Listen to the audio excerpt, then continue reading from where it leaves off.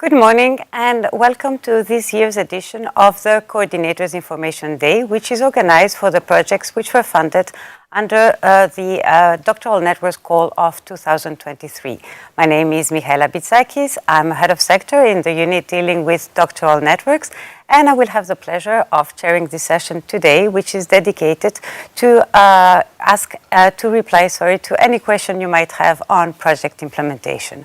But before starting the event, I have the pleasure to welcome to the studio Begoña Arano. Begoña is the head of department in the Research Executive Agency in charge of the implementation of all the MSCA actions. Begoña, the floor is yours.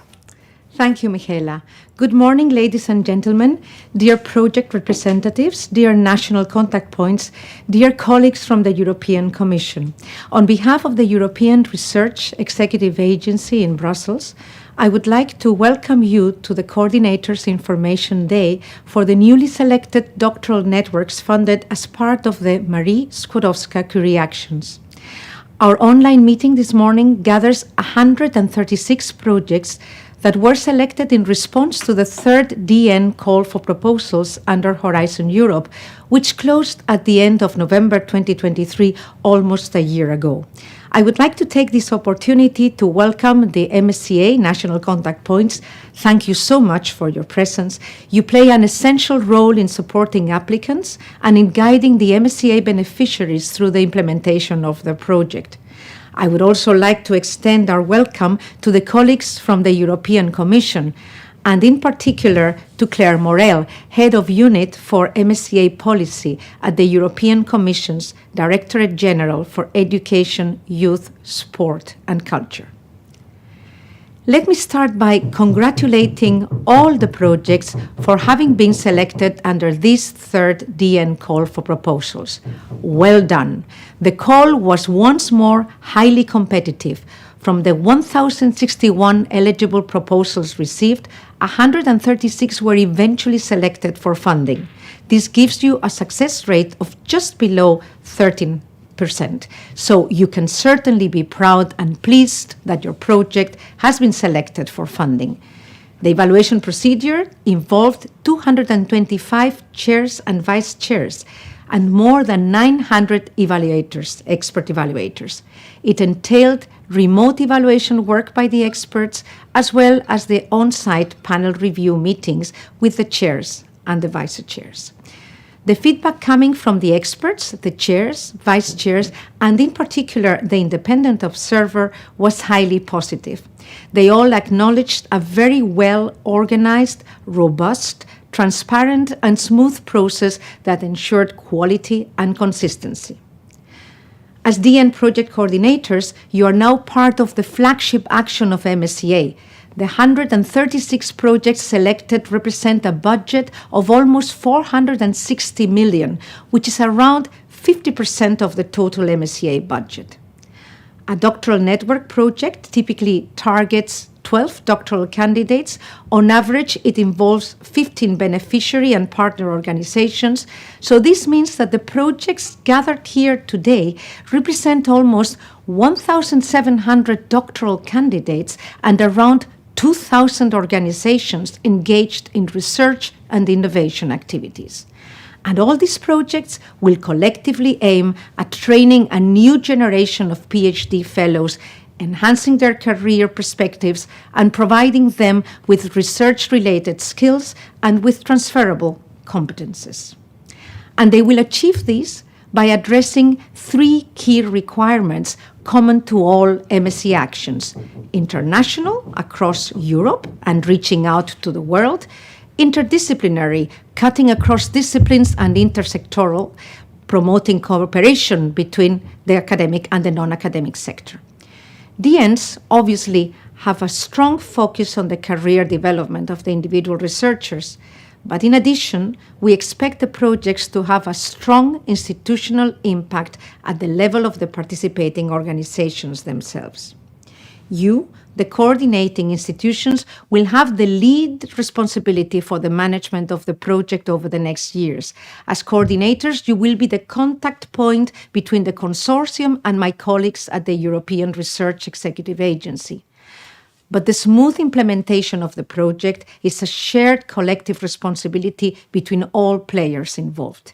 The coordinator has the lead, but can only succeed if properly supported by all involved beneficiary and partner institutions.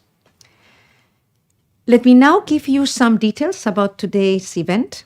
As was the case during the past 2 years, the Coordinators' Information Day takes place in an online format. All presentations have been pre-recorded and they address all the key issues relating to the implementation of your project, covering recruitment, finance, reporting, audits, obligation of the grant agreements, communication and dissemination, intellectual property rights, and open access.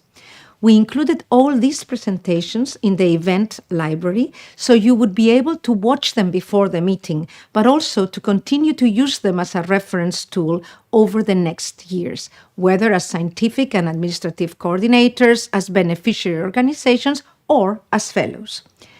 We also facilitated the access to Slido so that you were able to send us your initial questions and queries. Our virtual meeting this morning will focus on answering your questions and on listening to your concerns. We will kick off the Information Day with a short introduction on best practices in project management, and we will finish the event with a presentation by the Pan-European Network of Project Managers of Doctoral Networks.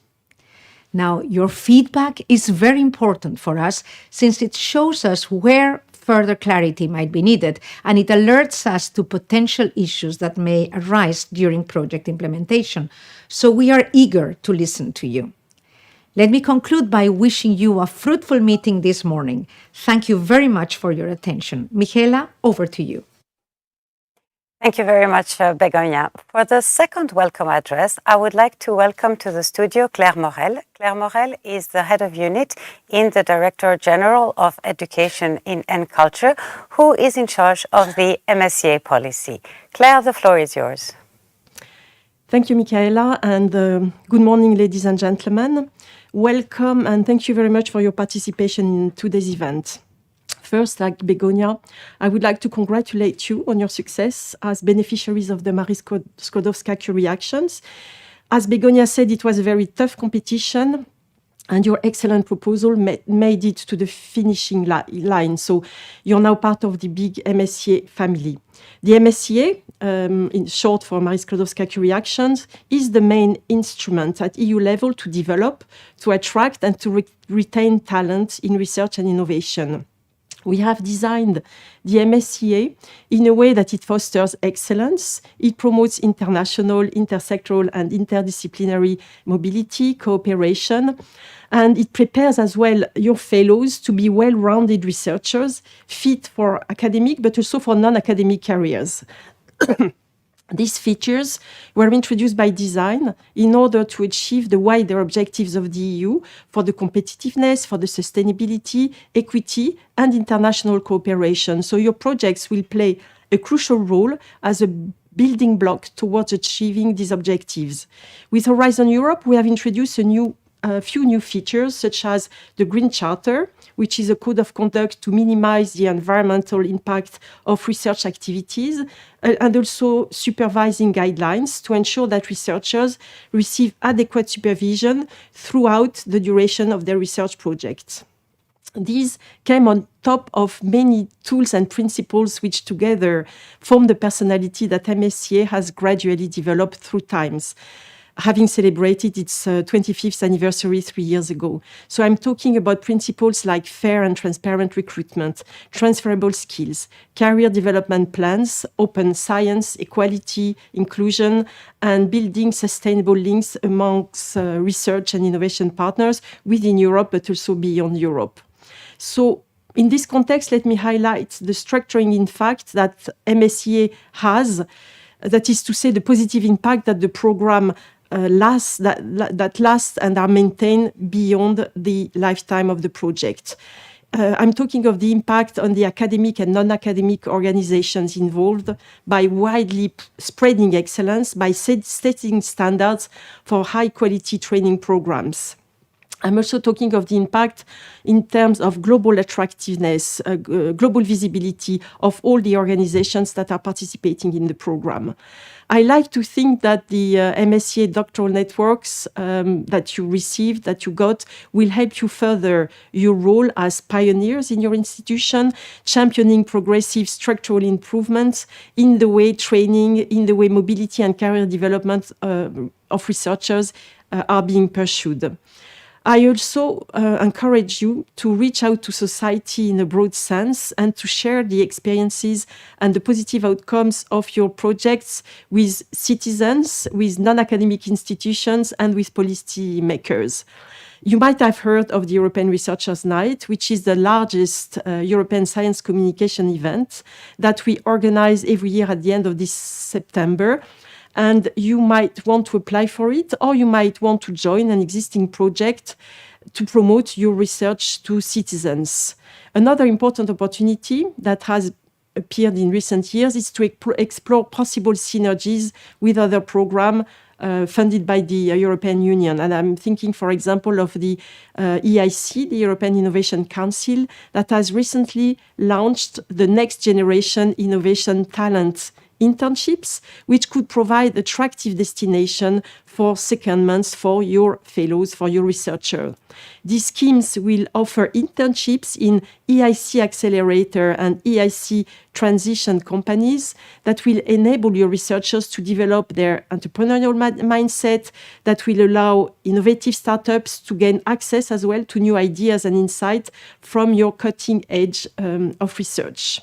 There will be regular calls addressed to companies, addressed to researchers as well in the next 2 years. So, dear colleagues, we continuously try to improve our MSc actions, both from a strategic and from an implementation standpoint. We regularly receive inputs from project managers, from national contact points, and from EU member states representatives, and we regularly update the MSCA work program accordingly to be sure that it also fits your objectives. Therefore, I think your feedback during the coming years will be particularly important for us, in particular because we are actively reflecting on the next European Framework Program for Research and Innovation. In addition, I'd like as well to highlight that it's important for us that the recruited fellows complete the end of fellowship questionnaire, as well as the follow-up one 2 years later. This allows us to monitor the delivery on the objectives of the MSCA Doctoral Network. So let me congratulate you once again and wish you every success in the implementation of your doctoral networks for the benefits of the young researchers, for the benefits of your institutions, your partner organizations, as well as for the European society and economy as a whole. So on behalf of the European Commission, I thank you and I wish you and us a fruitful meeting. Thank you very much. And I give back the floor to Michaela. Thank you very much, Claire, and thank you very much, Begonia, for your warm welcome addresses, and congratulations also from my side. So as you have seen in the agenda, we have planned 3 sessions today. There will be a first session, which will be dedicated to best practices, followed by 2 Q&A sessions. And before jumping into the best practices session, I'd like to give you some practical details on the Q&A sessions in order to allow you to already post the questions you have.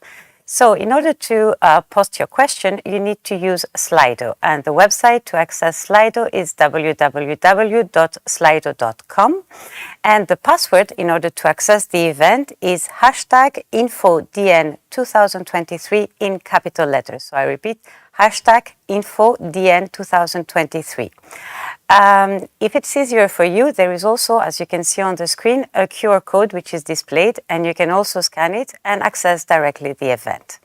Now, in order to be able to reply to the wider range of questions possible, we will avoid taking questions which are very similar.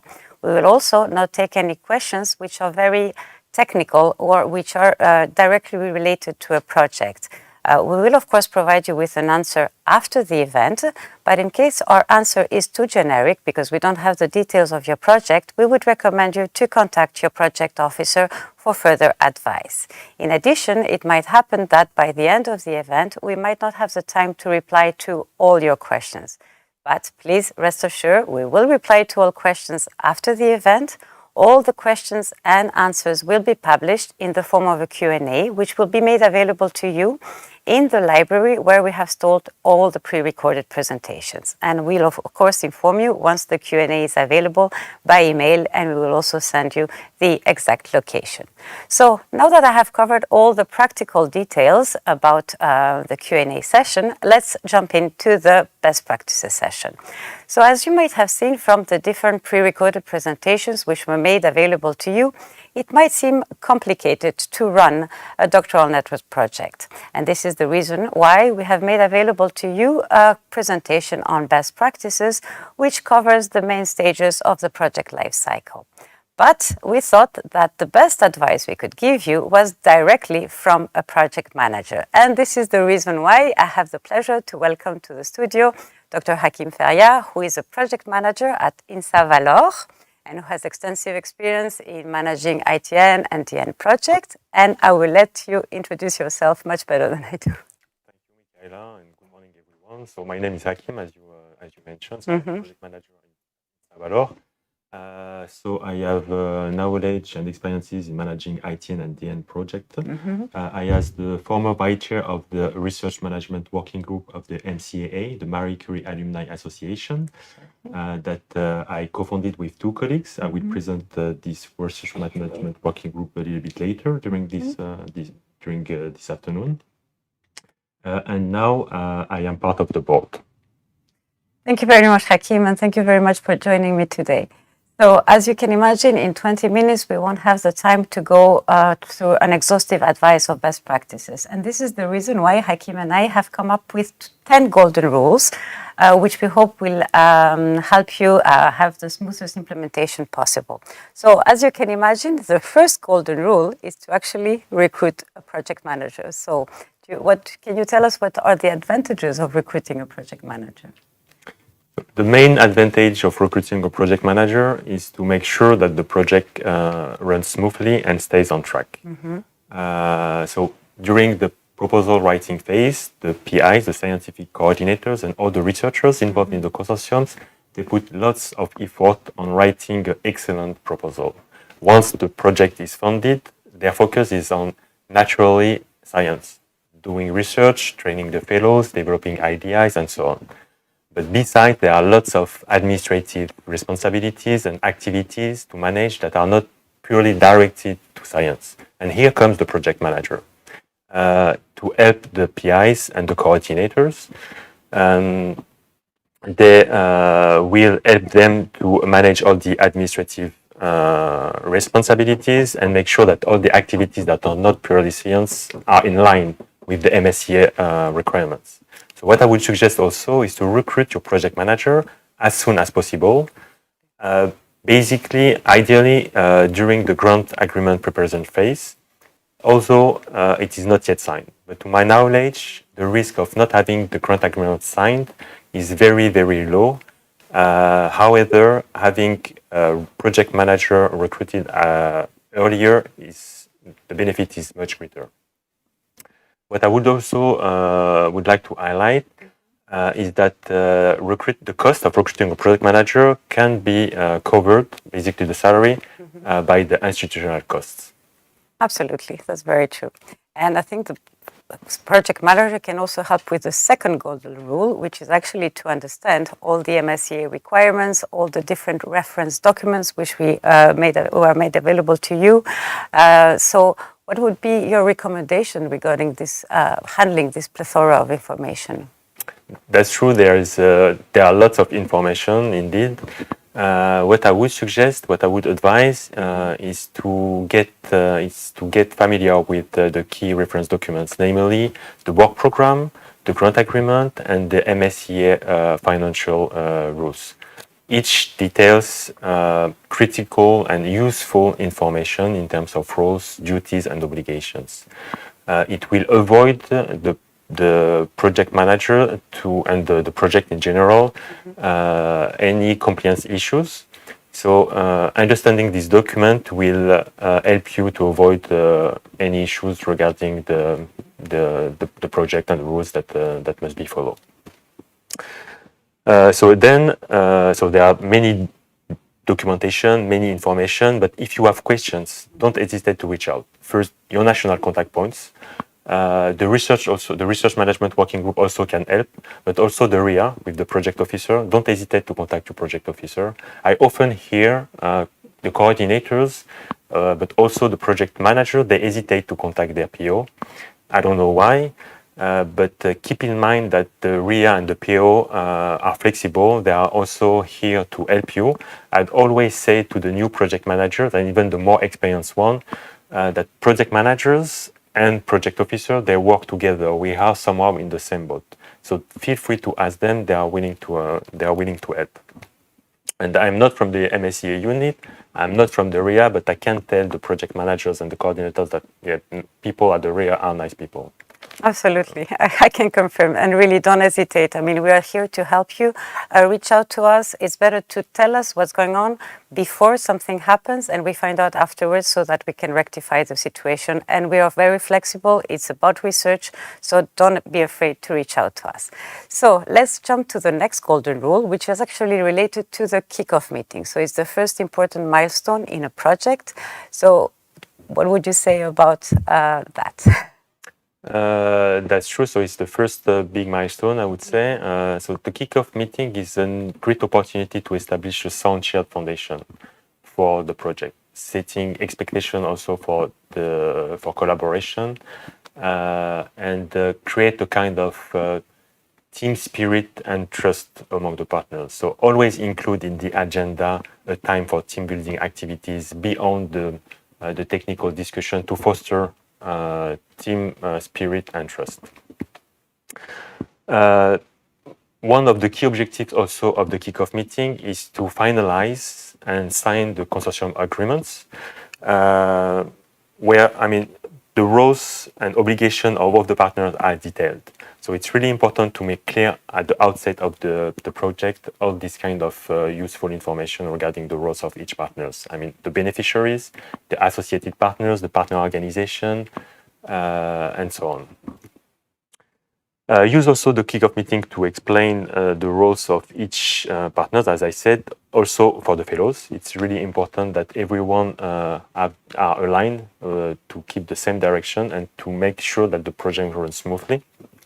And the last advice that I could give is to always invite your project officer in the kickoff meeting. The project officer can provide valuable insights, and it makes also the relationship between the RIA and the consortium much stronger.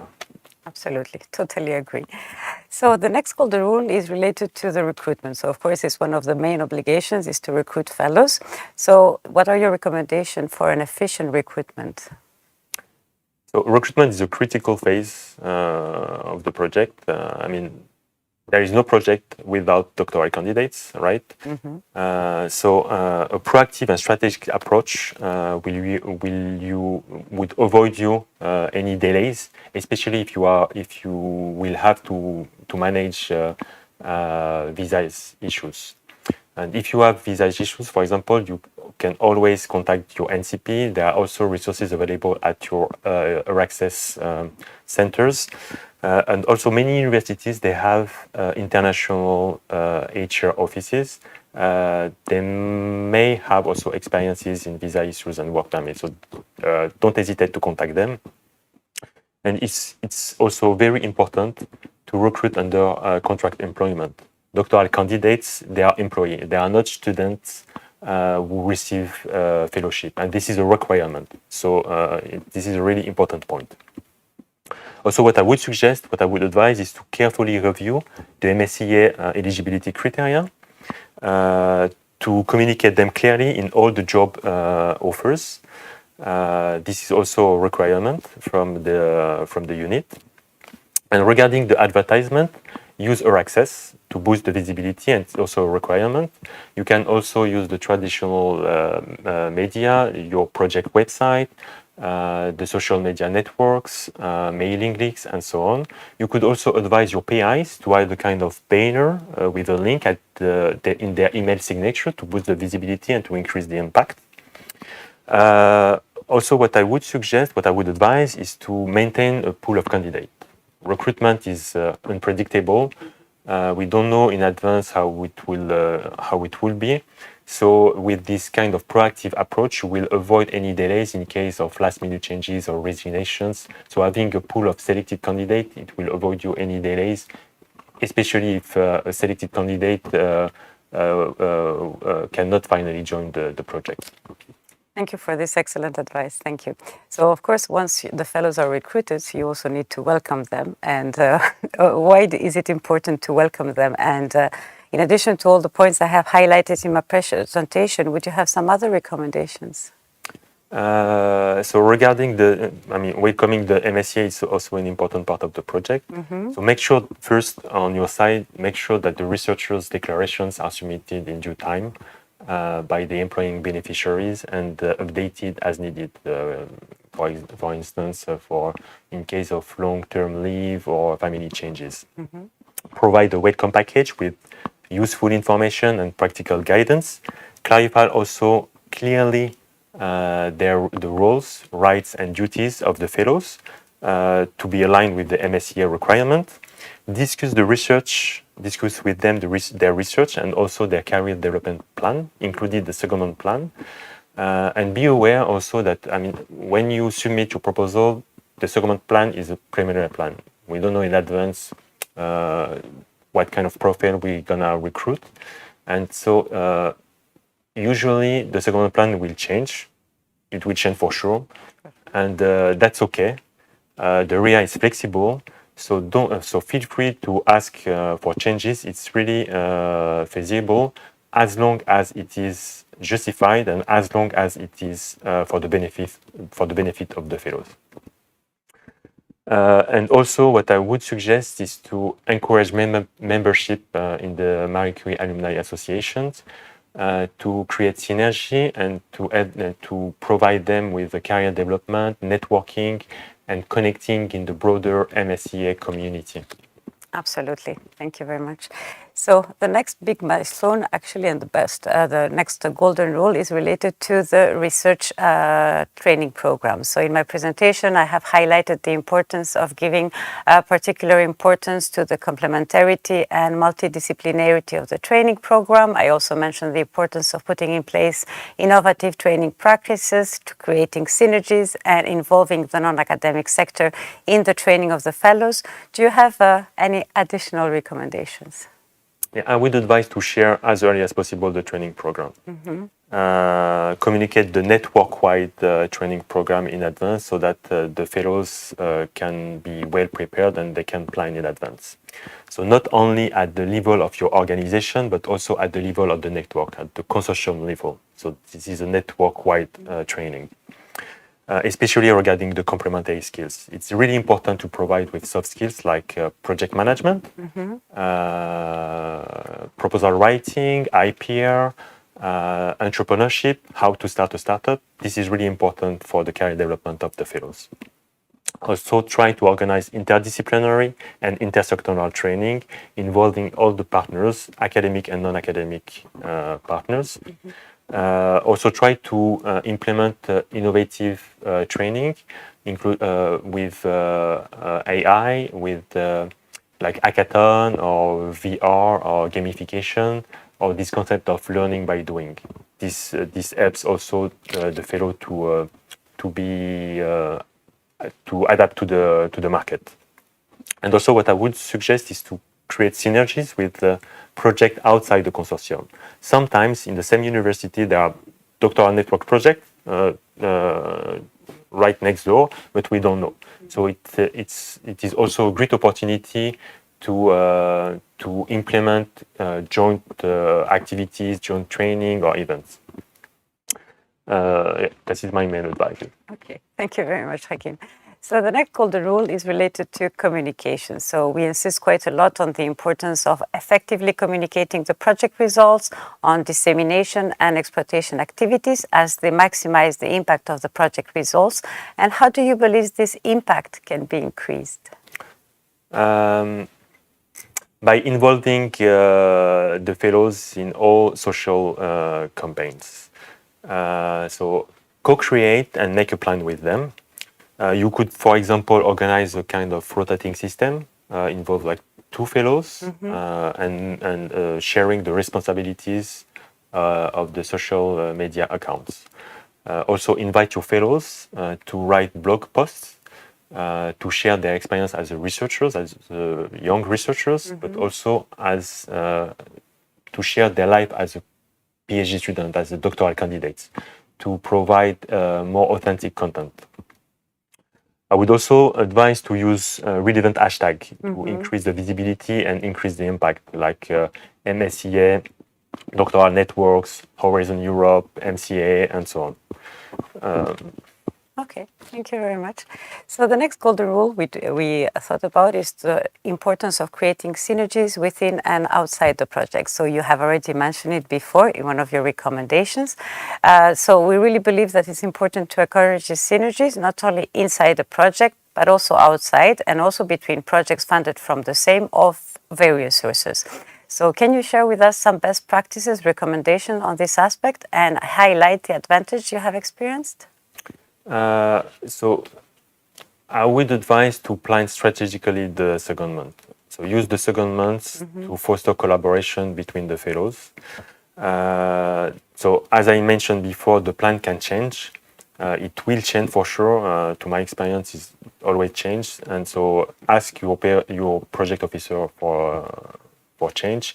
As long as I mentioned before, as long as it is justified and it's for the benefit of the fellows, that's okay. So how you could do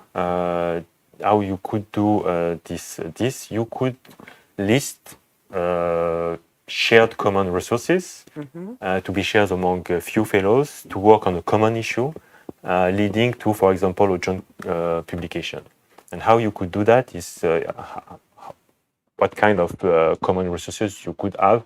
It could be data sets, it could be facilities, methodologies, but something common so that the fellows can work together. In terms of synergies outside the consortium, collaborate with other projects. In the consortium, sometimes, as I mentioned before, there are projects right next door. So try to find the doctoral networks that are close to in your institution. And connect also the fellow to the broader MSCA community. As I mentioned before, the MCAA, I mean, it's a great opportunity to make connection with past and current fellows in many fields. Absolutely. Thank you very much.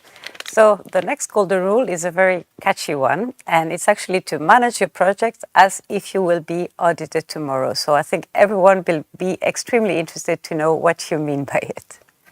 So the idea behind is manage your project as if you were coming in the midterm of your project. How would you like to find the project? Simply. Okay. So I would like also to mention that there is another key documents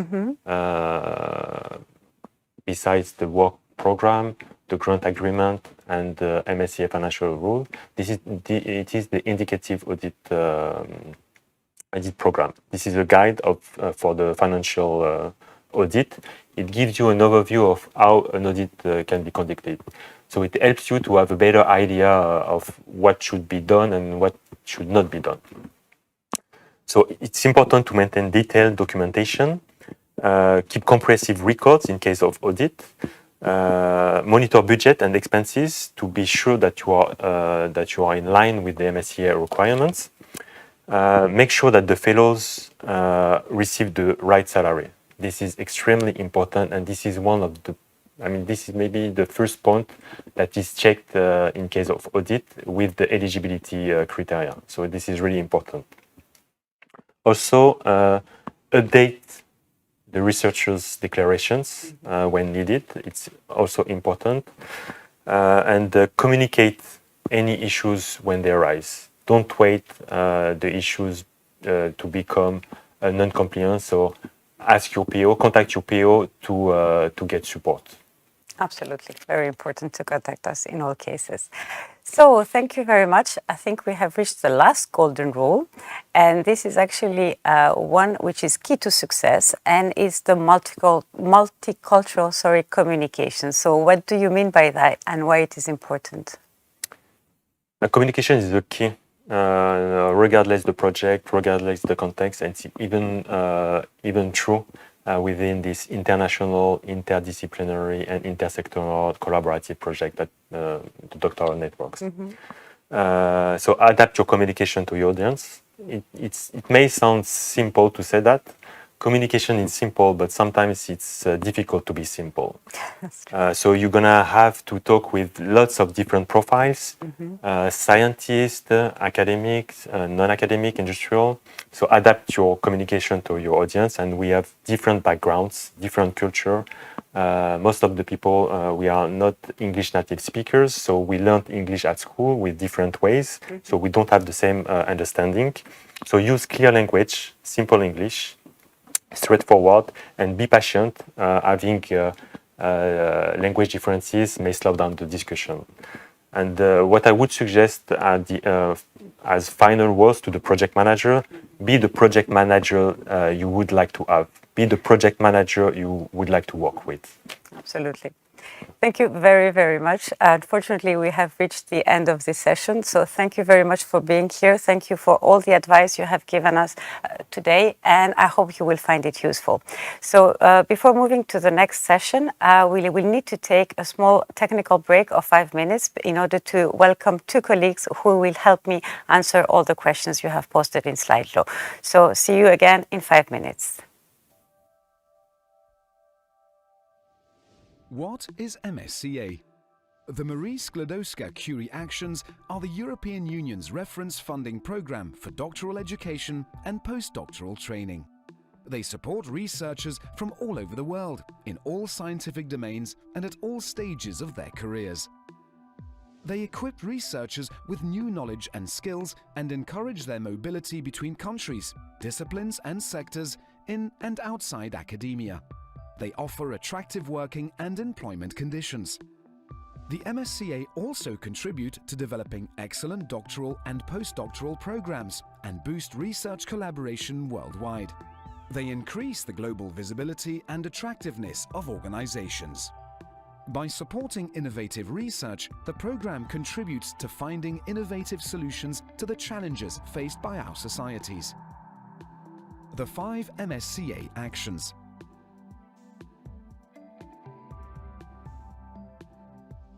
Whether you are an individual researcher, an organization, or a staff member, the MSCA have something for you. Through its doctoral networks, the MSCA enable academic and non-academic organizations to collaborate and create excellent doctoral programs with a strong international dimension. Doctoral networks include industrial doctorates, which allow PhD candidates to train beyond academia, and joint doctorates, which deliver joint training programs and degrees from several organizations. Doctoral networks provide creative and entrepreneurial doctoral candidates with research-related and transferable skills and a focus on open science and innovation. Through the postdoctoral fellowships, researchers can develop their own research proposal with the host organization of their choice. This allows them to pursue their research and follow advanced training with leading organizations in their field, acquiring new and transferable skills in academia or in the non-academic sector. Researchers can choose between European fellowships or global fellowships, enabling them to gain international experience either in Europe or in any country of the world. Under Co-Fund, an organization can get co-funding for its own doctoral or postdoctoral programs at regional, national, or international level if it follows the excellence principles and working conditions of the MSCA. Co-Fund promotes excellent training and career development for researchers, thus spreading MSCA best practices to new or existing schemes. Through its staff exchanges, the MSCA enable organizations to exchange research and innovation staff worldwide in the framework of joint projects. This includes researchers, as well as technical, managerial or administrative staff. staff exchanges allow knowledge transfers among disciplines and between academia and the non-academic sector.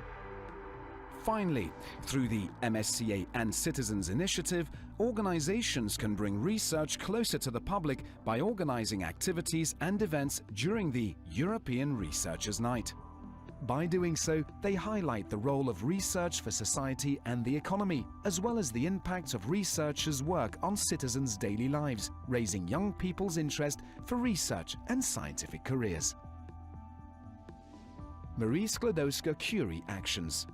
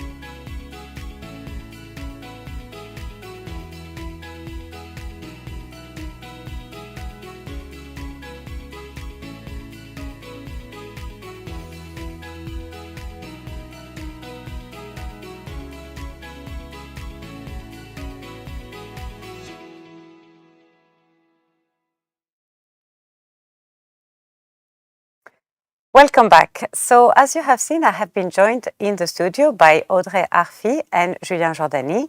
So Audrey is a head of sector in the unit dealing with doctoral networks, and I collaborate closely with her. And Julien is our call coordinator who is organizing the evaluation of the doctoral network calls and with whom I also collaborate very closely. So both of them are here today to help me answer all the questions you have posted in Slido, and given that the introductions are now done, I think we can start and take the first question, and I will take it as soon as it will appear on the screen. So the first question is it compulsory to have a common centralized recruitment process, or is it possible for each beneficiary to follow their own recruitment policies and practices? So I don't know if any of you wants to take the question? I could take that one. Absolutely. So unless you're dealing with a JD, in which case it is not compulsory. However, it's strongly recommended to have a common centralized recruitment process, but it is not a compulsory aspect. Thank you very much, Julia. Let's take the next question. And I'm waiting for it to appear on the screen. So do changes in the schedule and duration of the secondment need an amendment and approval by REA? I think it was the other one, no? Oh, I'm sorry. I read the wrong question. I'm really sorry about that. So I will actually take another question. Apologies for this. So recruitment eligibility. Does an Erasmus student jointly enrolled in a university in France but studying working outside France still have their main activity in France? I can try to take this one. Thank you. So for this kind of situation, what you need really to check is not only the physical the physical period where the fellow was studying, but also if in case if he was registered online somewhere else in another country, you would have also to check the mobility rule against this other country. I cannot see all the details of the question now, but I hope we helped answering this question. Yes, thank you indeed. We can't see the question anymore, but in case more details are needed, we will provide them in written after the event. So the next question is there a template for the Euraccess call for applications that we can use within doctoral networks to recruit doctoral candidates? I could reply to this one. Well, I'm not sure there is a template in Euraccess. However, you can find lots of other job applications on Euraccess from other doctoral networks. So, of course, feel free to use that as an inspiration for your own call. I'm not sure there is a template actually, but yes, you can find many examples within Euraccess from other networks. Thank you very much, Julia. Maybe, Michaela, to complement, maybe your national contact points may also help, since they have also the experience of many other projects. They may also help you and show you some examples. Absolutely, thank you. So let's take the next question. So how long between recruitment and PhD enrollment is allowed? Alignment between recruitment and PhD cycle is difficult for some countries. So I can reply to this. There is actually not a mandatory period. We understand that all the universities have different recruitment times. And so I would say that it's as soon as possible, of course, but depending, of course, of the national and the institutional guidelines. And of course, as soon as a fellow is enrolled in a PhD, you need to inform us because you also need to update the mobility declaration. So I'll take now the next question. Can secondments be marked as part-time on the EU portal?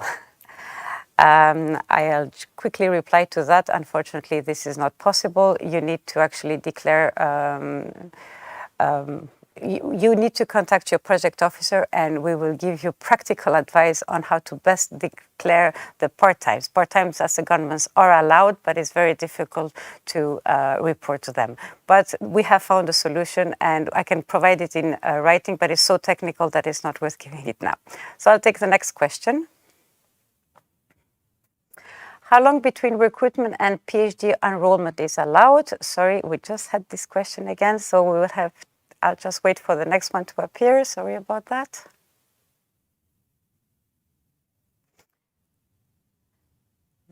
This question was already answered. So if I could have another one, please.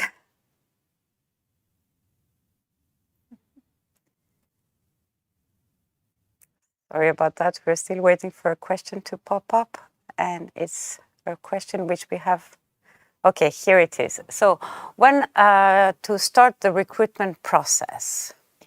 I can reply to that one. So it's really up to each consortia to define when they should start the recruitment process. But of course, it should have been also defined in your description of action and your plans before the project starts.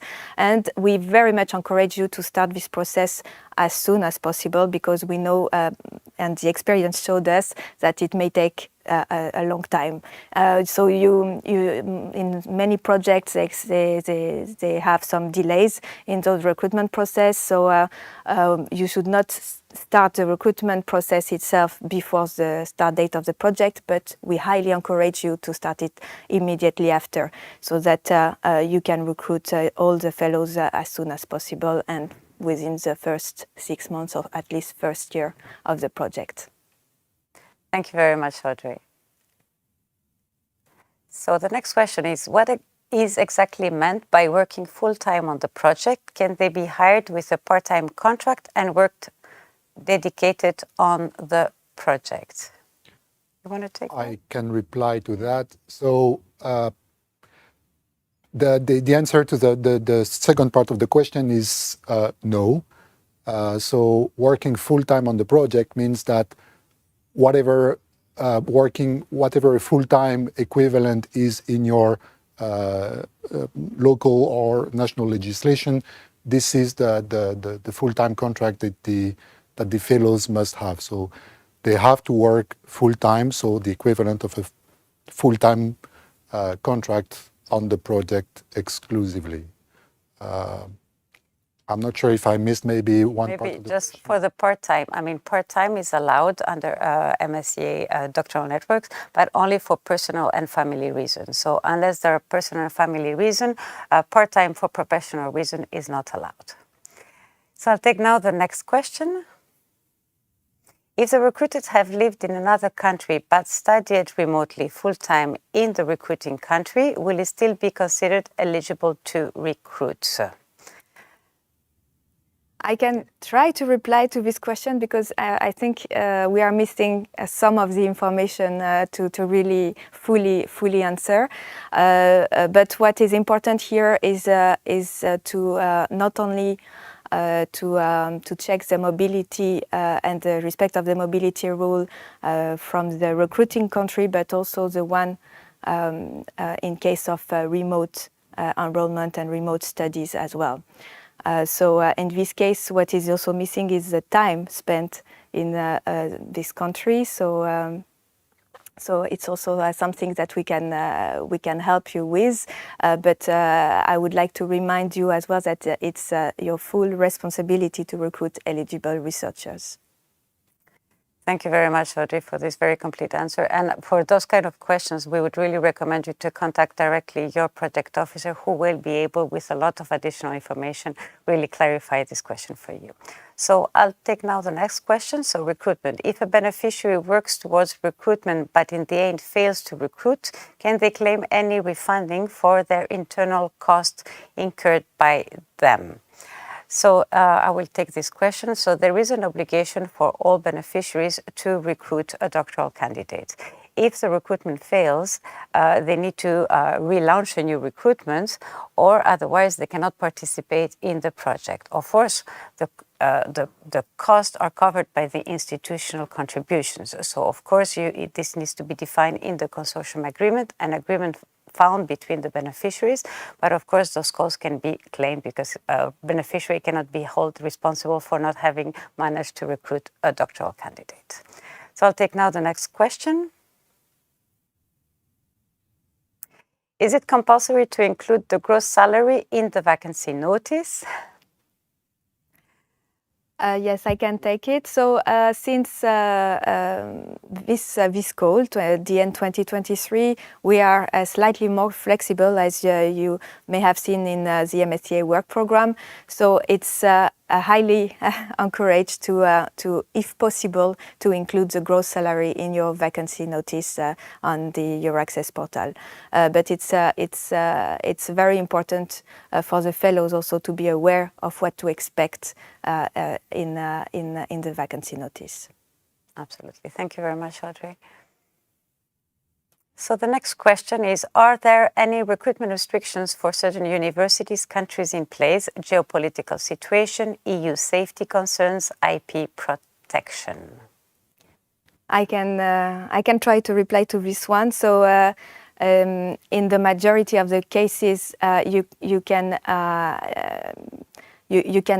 can recruit any fellows from any nationalities, but for certain and very specific scientific domains, you may need to check with your national authorities in case there are EU sanctions applying to these countries of origin of the fellows. So depending on the exact situation, you may need to check, but in the majority of the cases, there should not be any issues.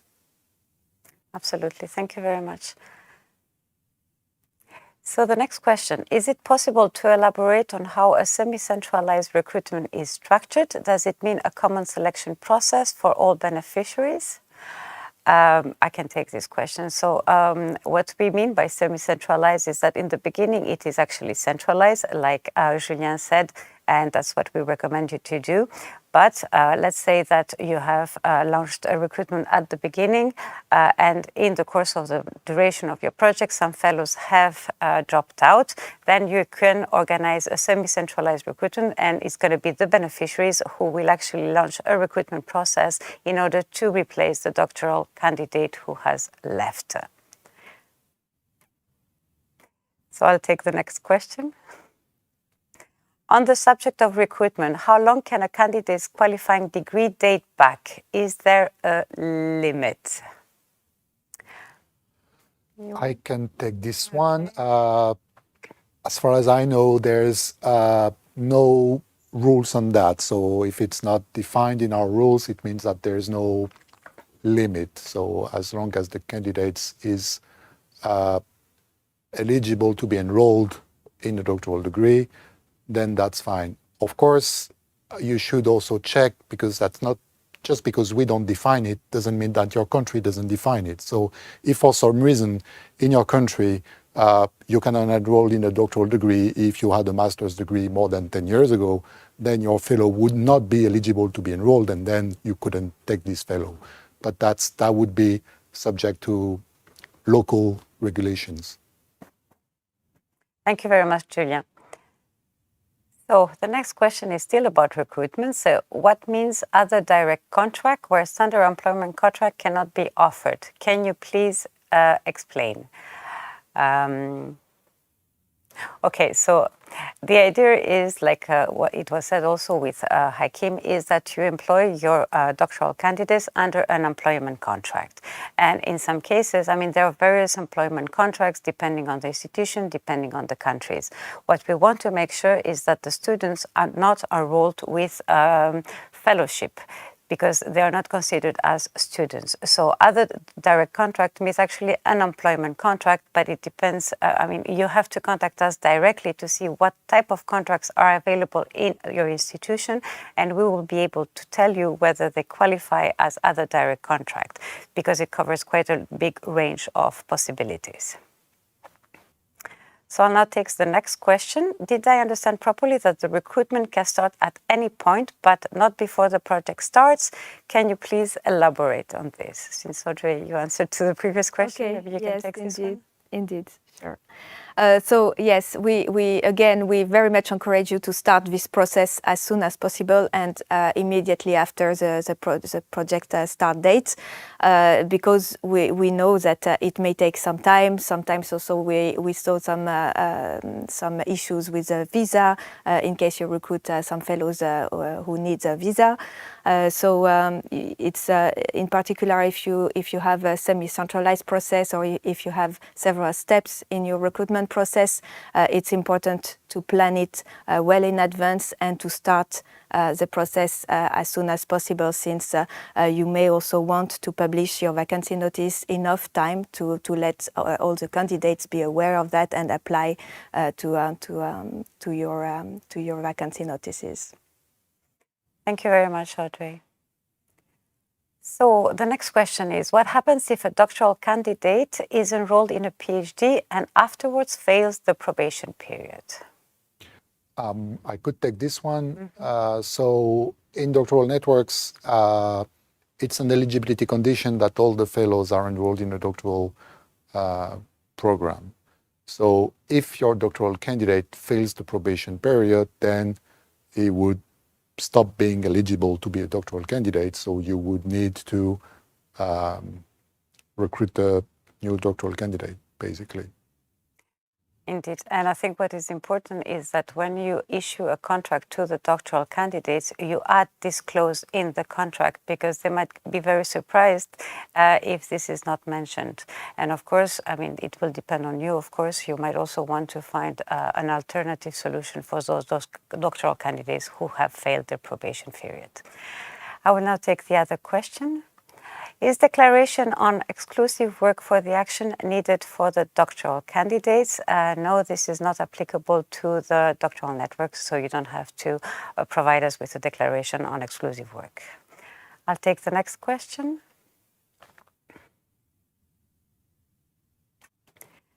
Sorry, I'm still waiting for it to appear on the screen so I can read it. So here it is. So do changes in the schedule and duration of the secondment need an amendment and approval by REA? I can take this one. Of course, any changes in your project schedule or description of action should be discussed and approved by REA. So as soon as you expect some changes or you see some delays, always inform and discuss with your project officers.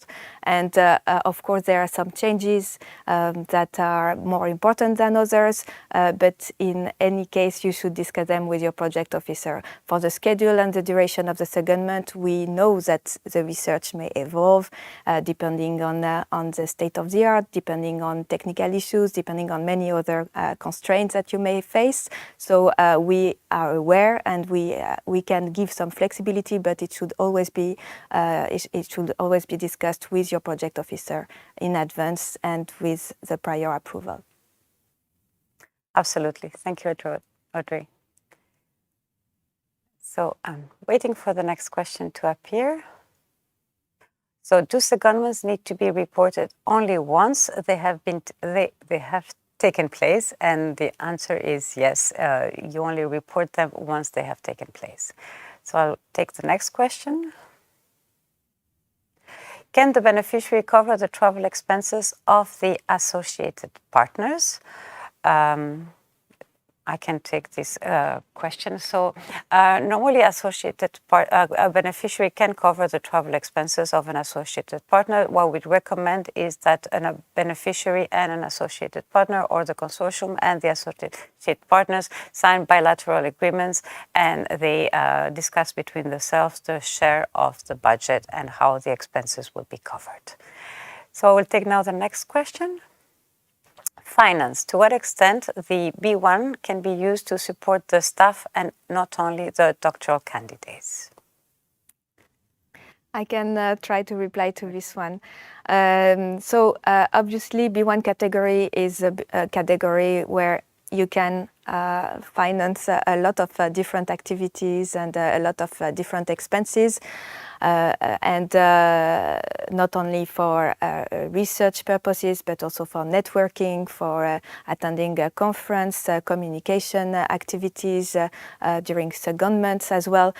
So primarily, it should be for the full benefit of the doctoral candidates. But of course, it could also help in dissemination activities or conference attendance, where more of the team supporting the doctoral candidates could be involved and participate as well. So it depends a bit on the budget that you have, how you will be using it, depending on the research domain. Sometimes you have more leftovers than others, but it should not be detrimental to the work and to the training of the doctoral candidate. Absolutely. Thank you very much, Audrey. The next question is regarding the research training and networking costs. So those costs should cover costs for secondments, accommodation and travel of less than 6 months. What about for longer secondments? Julia. I can take this one. There's two aspects to consider. First, so secondments of more than 6 months, it's encouraged that you still cover the costs of accommodation and travel for your fellows. It's not compulsory, but it's encouraged. But there's another thing you should consider is that in the rules your fellows should have the same rights as any other fellows employed under the same type of contract in your institution. So let's imagine that other PhD students, if they went on secondment for 8 months somewhere, you would pay for them the accommodation and travel. That means you have to apply the same rule for your PhD fellows from the doctoral network. So you always have to at least give them the same conditions as the other fellows. Apart from that, it's a strong encouragement to do it. Maybe a side note, there's also ways to lower the cost of accommodations. Discussing with, when researchers go on secondments to different universities, sometimes they can use some of the they have negotiated rates in some hotels, or they can also sleep in the stay in the campus. I mean, there are ways to make that work without having to pay for 5-star hotels during the second months, of course. Thank you, Julien. So the next question is, can a beneficiary use budget from B1, research training networking, or B2, management indirect costs, to cover the PhD university tuition fees of the candidate? And the simple answer is yes. So I will take now the next question. Secondments. What kind of documentation is to be kept for those besides travel, accommodation costs? Anything on actual work during secondment?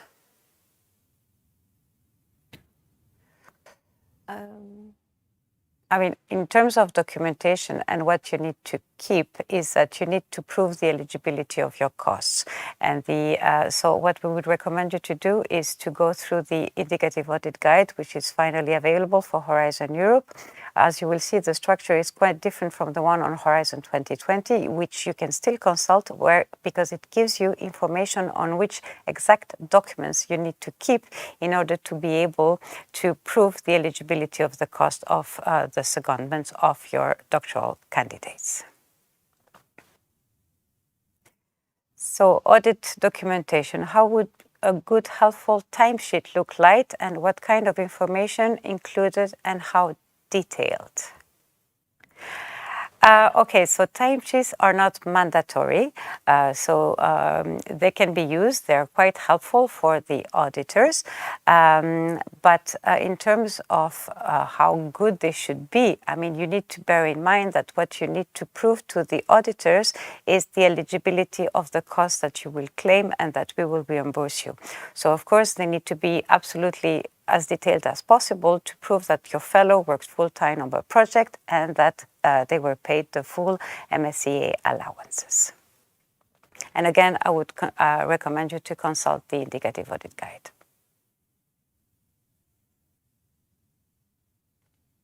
So how can we prove that living mobility family allowances are fully used for PhD students if our accounts are not in euro? Can we use X-rate of, for example, the rate of the day of... I guess it's exchange rate, maybe? Thank you, exchange rate. Thank you. So with regards to this question, you need to, the living mobility and family allowances are due to the doctoral candidates. So of course, in order to pay them, you need to contract them, as we said, as an employment contract. They need to receive the minimum MSCA allowance as they are defined in the work program. And of course, if your country is not using the euro, they can be paid in the local currency. But when you report those costs to the Commission, you need to use indeed the exchange rate, which is mentioned in the official journal. And you can find exactly which rate to use in the MSCA financial guide when reporting those costs.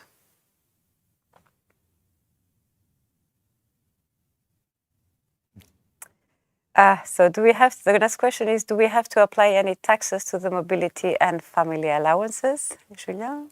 Well, basically, that depends on your local or national regulations. We know that, we know by experience that in fellows in some countries or some regions, they are taxed on the mobility and family allowances. In some other countries or regions, they are not. So this is not something that is that we decide. It's something that's based on local tax regulations. So it depends on basically your country or region or local authorities. Thank you, Julien. So the next question is, can coordinator retain research training and networking costs to cover costs incurred before the action starts? Example, salary and meeting costs to prepare the application and consortia agreement. I can reply to this one. Of course, the distribution of the RTN budget should be part also of the discussion that you should have internally with the rest of the consortium. It should be included in your consortium agreement, for example. We generally don't encourage to spend too much money before the start date of the project, because normally you should not incur any cost before the start date of the project, since all those costs will depend on the recruitment of eligible researchers that will implement the person months afterwards. So it's something that you can discuss internally. Of course, we will not ask for a detailed breakdown of your expenses in this RTN budget category, but you should bear in mind that it's fully linked to the implementation of eligible person months. Thank you very much, Audrey. So the next question is, the recruited researchers may not be requested to pay visa-related fees. Does this include also travel costs needed to obtain the visa, or only the visa fees? I can try to reply to this one. So the minimum is, of course, to cover the visa fees.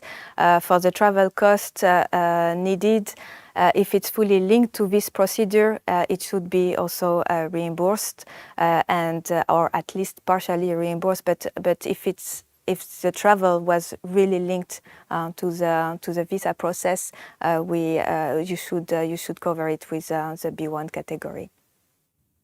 For this question, I would also recommend to contact your project officer, because it's not very clear to us if the travel costs are related to the mobility of the fellow who is going to the recruiting beneficiary, or whether they're really linked to the visa cost. So if it's actually the travel cost of the recruited fellow, then they should be covered by the mobility allowance.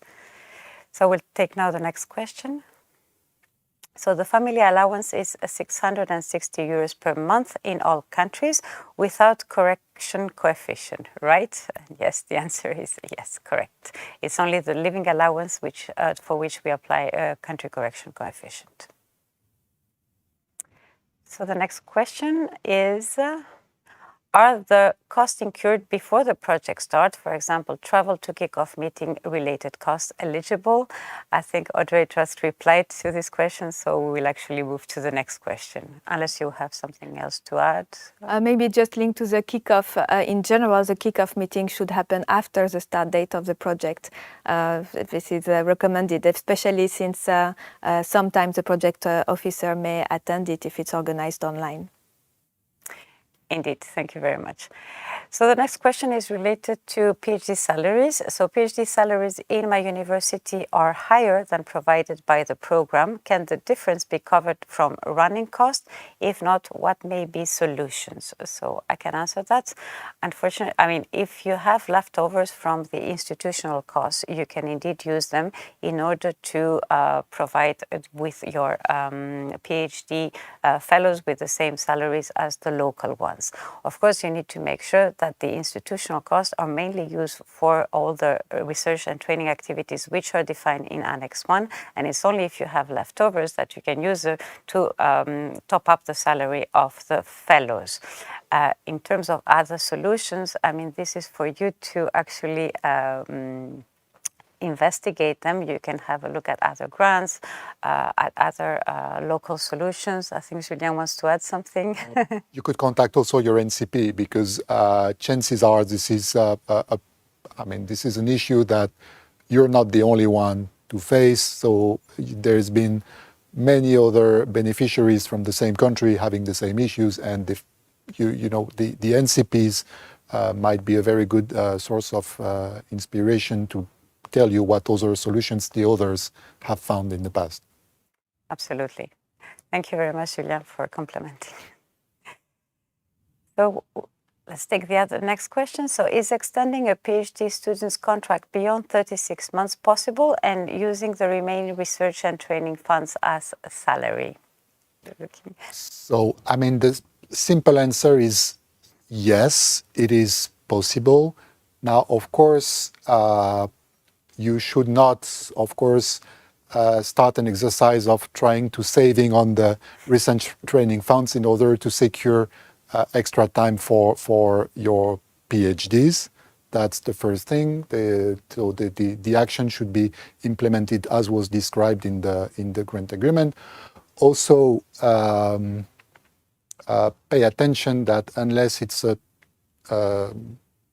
joint doctorate, no, that's 2023, right? 36 months is the maximum duration for any given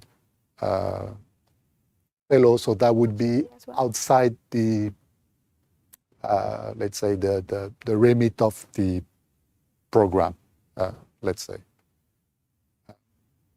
For ID and for standard doctoral networks, since for joint doctorates there is a possibility to have fellowships up to 48 months, but it should have been already foreseen within the proposal since it has a budget impact. Yeah, absolutely. Thank you very much to both of you. So what exactly is the time of recruitment, the date of the employment contract signature, the day the PhD position was offered to the candidate, or another date?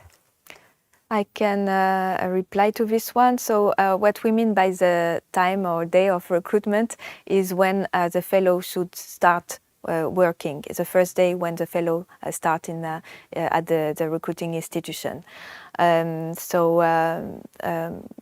In general, it's also when they sign their contract, but okay, it can depend and varies between institutions, but it's what we mean by the date of the recruitment. And of course, it has an impact when you check the mobility rule and the eligibility of your fellows, so please pay attention to that, since you may have some delays and quite significant time period between the end of the recruitment process and the signature of the contract with the fellow and the first day of the fellows in your recruiting institutions. So keep that in mind when you check the eligibility of your fellows. Thank you very much, Audrey. So the next question is whether there is a need to report how the institutional costs were spent, and I can quickly reply to that. No, there is no need to report on how the institutional costs were spent. What we will verify nevertheless is that you have implemented the action as it was foreseen in the Annex 1 of your grant agreement, so in the description of action. So in case there are deviations, we will of course ask you to justify them. So the next question is now, so what is the consequence if the mobility declaration of a researcher is submitted in the portal more than 20 days after the start of the recruitment?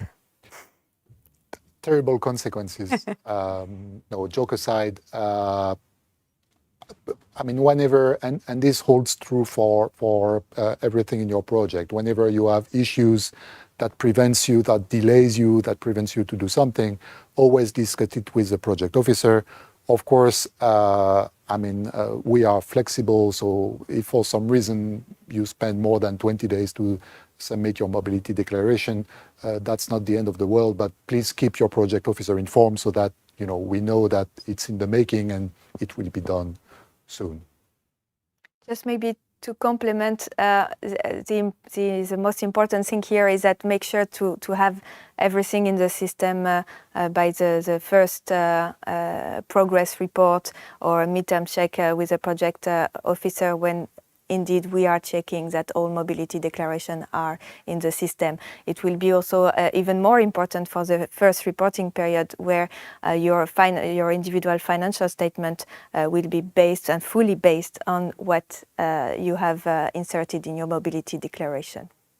Indeed, and just to do a final remark on that, please also make sure to always update your mobility declaration. I mean, the mobility declaration is to reflect the contractual situation of the fellows, so if they go on parental leave or maternity leave, or if they are sick, the mobility declaration absolutely needs to be updated.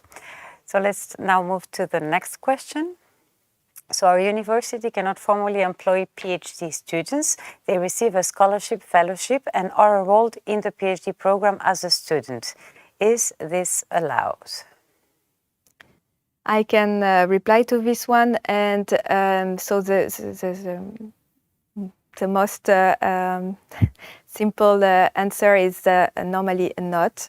You should give a full employment contract to the doctoral candidates, and only in very specific and exceptional cases we could agree on other types of contract, but still it should include full social security coverage and pension schemes as well. So, I mean, depending on your constraints, you can always discuss these issues with your project officer, but in the majority of the cases, all doctoral fellows receive a full contract of employment, and this is one of the objective also of the MSCA program in order to further improve the working environment and working conditions of researchers. Absolutely. Thank you very much, Audrey.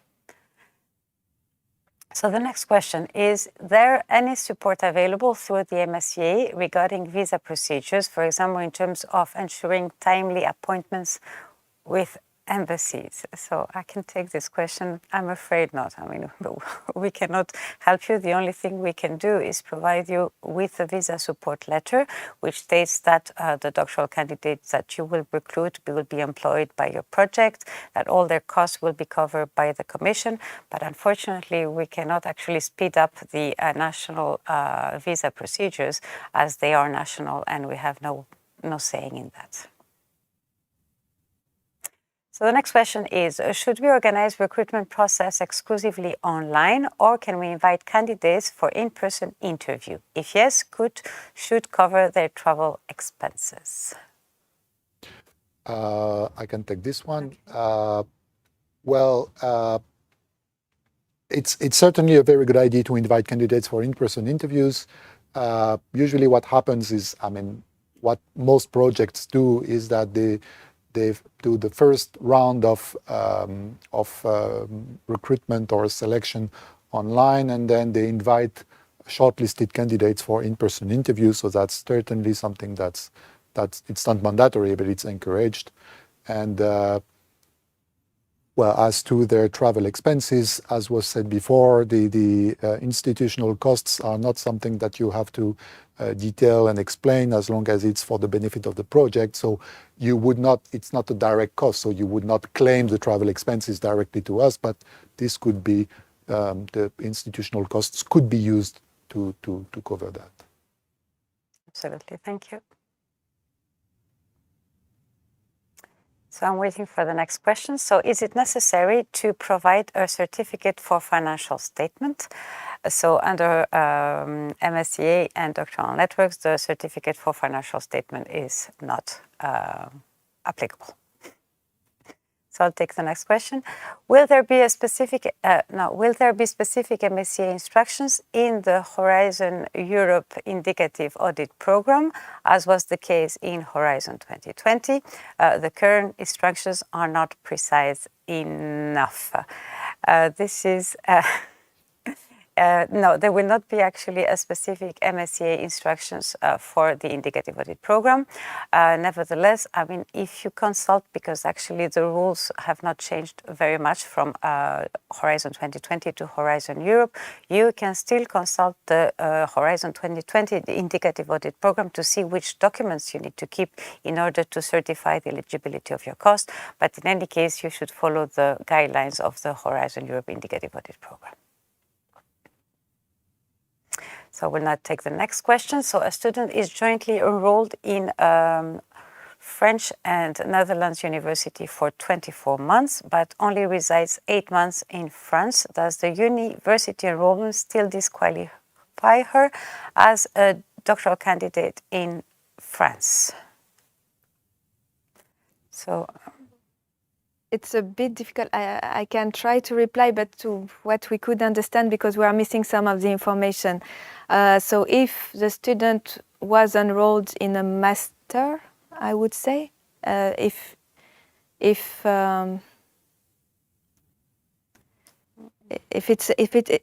for the eligibility, I suppose it's regarding the mobility rules. So yes. It seems that actually there was a joint enrollment in France and the Netherlands, and the fellow was residing in France.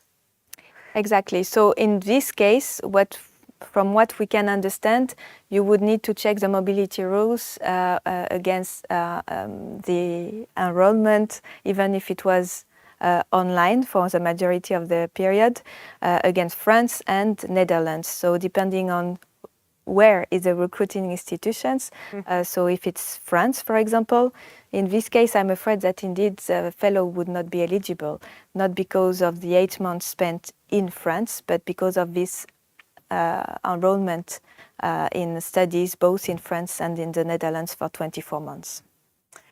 Yes, thank you, Audrey, for trying to reply to this question. I believe for those very specific questions, please contact directly your project officer so that they can ask you all the details they need in order to be able to properly guide you and inform you well. And please also bear in mind that the mobility rule has a double exclusion. So if a doctoral candidate has lived somewhere but studied in another country remotely, both countries will need to be taken into consideration when verifying the compliance with the mobility rule. So we'll take now the next question. If a doctoral candidate fails the probation period or terminate their contract, can we reopen the call and hire another person? I think we replied to that more or less. There was a similar question before. Basically, yes, you can reopen the call and hire another person. Of course, be aware that, say, your doctoral candidate had a 36 months contract and terminated their contract after 12 months, you only have 24 months remaining to recruit another person. But yes, you can do it. And you should recruit the new doctoral candidate according to the same rules that you applied for the first one. Absolutely. Thank you, Julien. So the next question is, changing of the timing of planned events deliverables possible, and how large problem does it represent? I can reply to that one.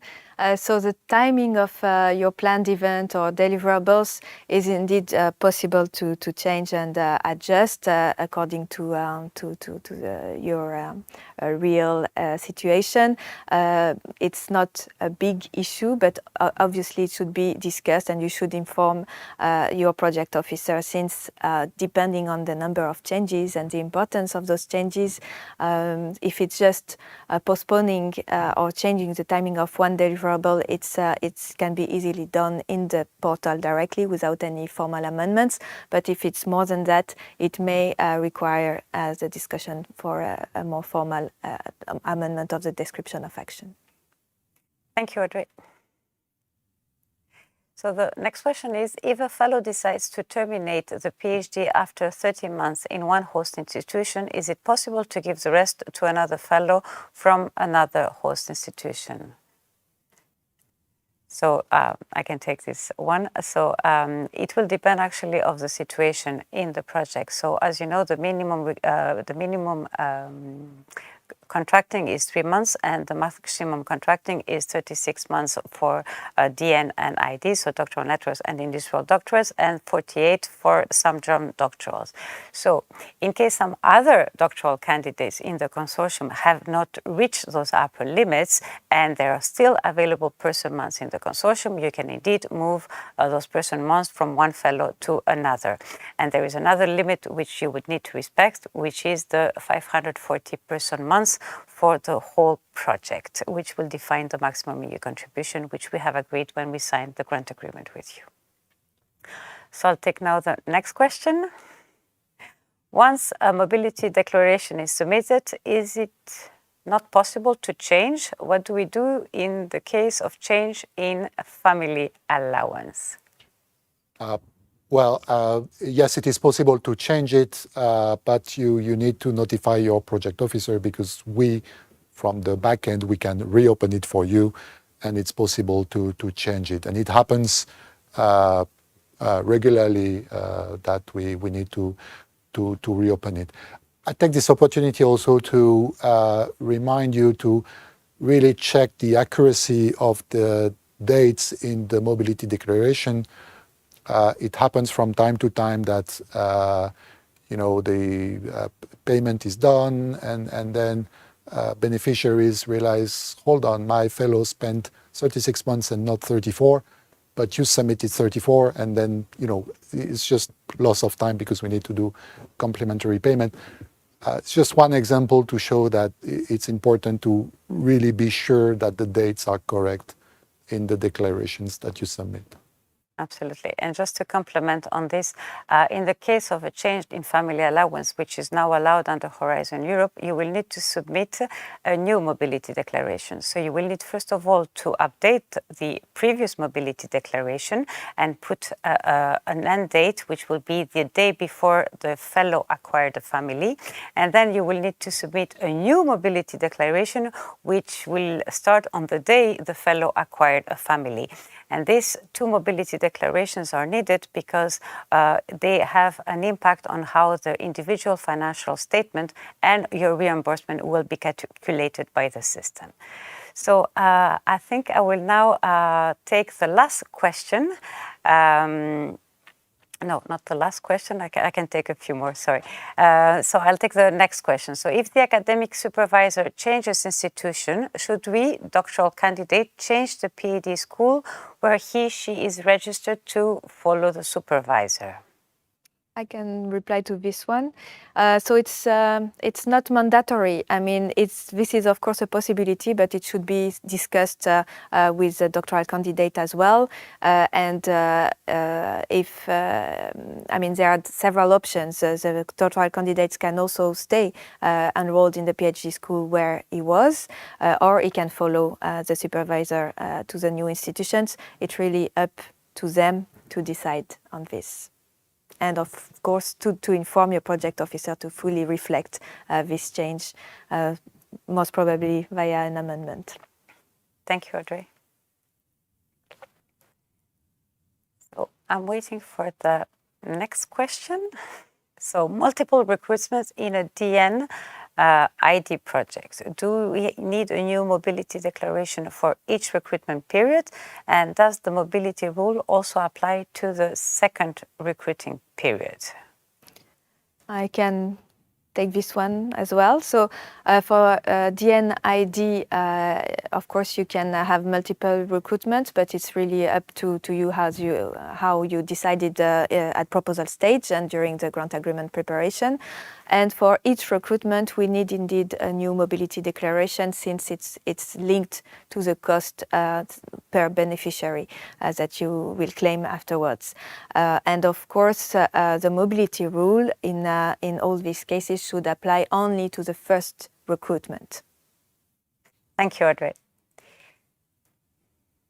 So the next question is, what is the process for adding an additional associated partner? How long would it take, and what is the best time point to do so? I can take this one.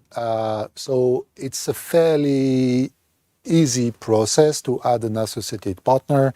I mean, it's easier than to add a beneficiary.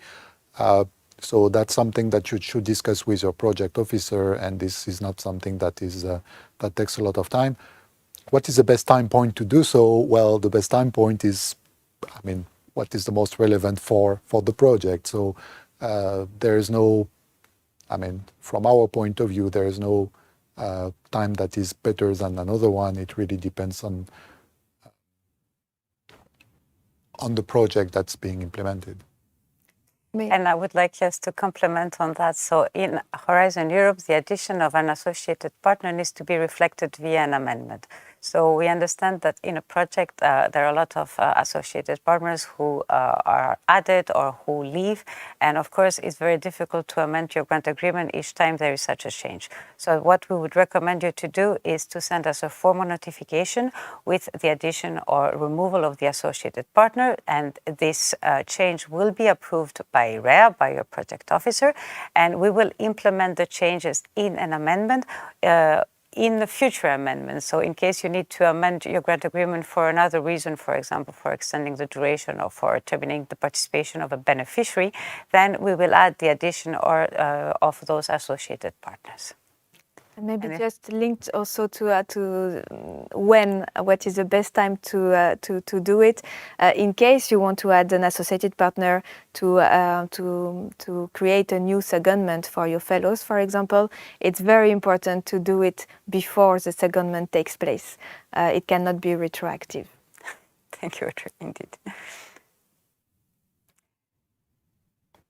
So we'll now take the last question before we have a little break. So if a beneficiary does not issue PhD certificates, does the cooperating university have to be included in the project as associated partner via an amendment?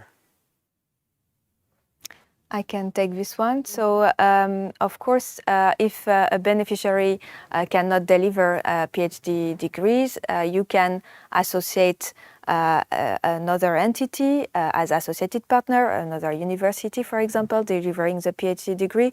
It can also be an associated partner linked to the beneficiary if it is the case.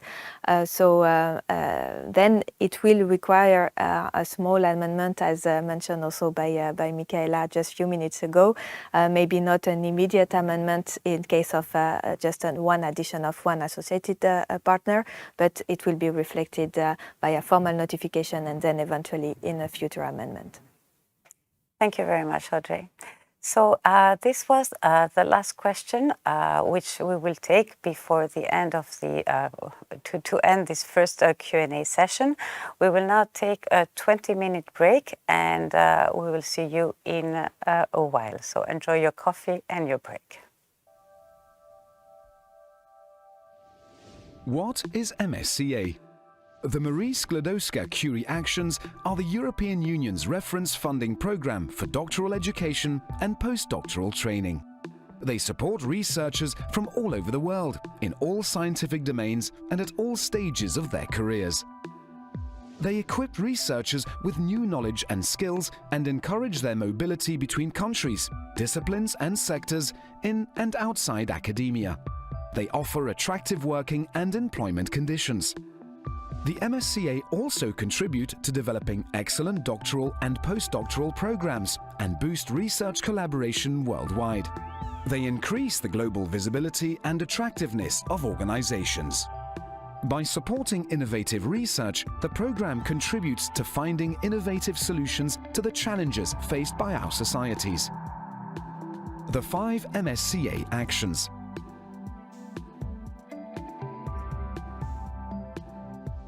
Whether you are an individual researcher, an organization, or a staff member, the MSCA have something for you. Through its doctoral networks, the MSCA enable academic and non-academic organizations to collaborate and create excellent doctoral programs with a strong international dimension. Doctoral networks include industrial doctorates, which allow PhD candidates to train beyond academia, and joint doctorates, which deliver joint training programs and degrees from several organizations. Doctoral networks provide creative and entrepreneurial doctoral candidates with research-related and transferable skills and a focus on open science and innovation. Through the postdoctoral fellowships, researchers can develop their own research proposal with the host organization of their choice. This allows them to pursue their research and follow advanced training with leading organizations in their field, acquiring new and transferable skills in academia or in the non-academic sector.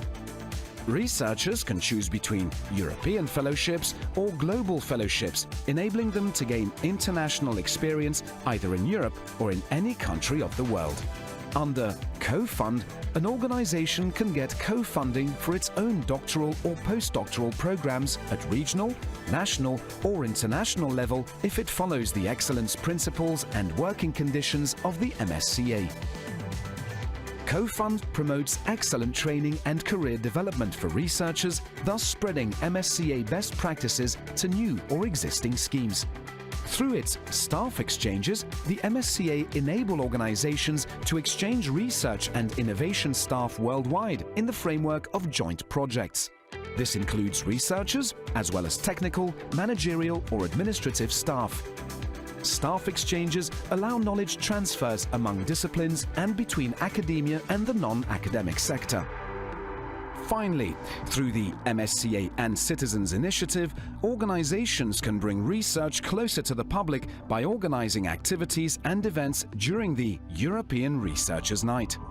By doing so, they highlight the role of research for society and the economy, as well as the impact of researchers' work on citizens' daily lives, raising young people's interest for research and scientific careers. Marie Skłodowska-Curie actions.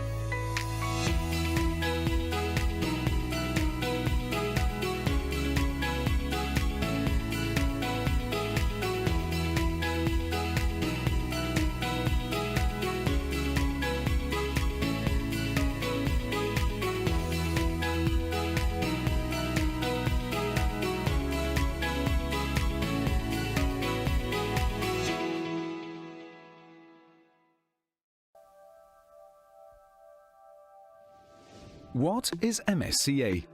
The Marie Skłodowska-Curie actions are the European Union's reference funding program for doctoral education and postdoctoral training. They support researchers from all over the world, in all scientific domains and at all stages of their careers. They equip researchers with new knowledge and skills and encourage their mobility between countries, disciplines and sectors in and outside academia. They offer attractive working and employment conditions. The MSCA also contribute to developing excellent doctoral and postdoctoral programs and boost research collaboration worldwide. They increase the global visibility and attractiveness of organizations.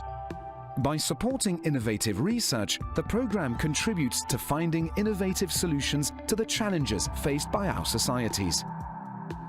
The 5 MSCA actions.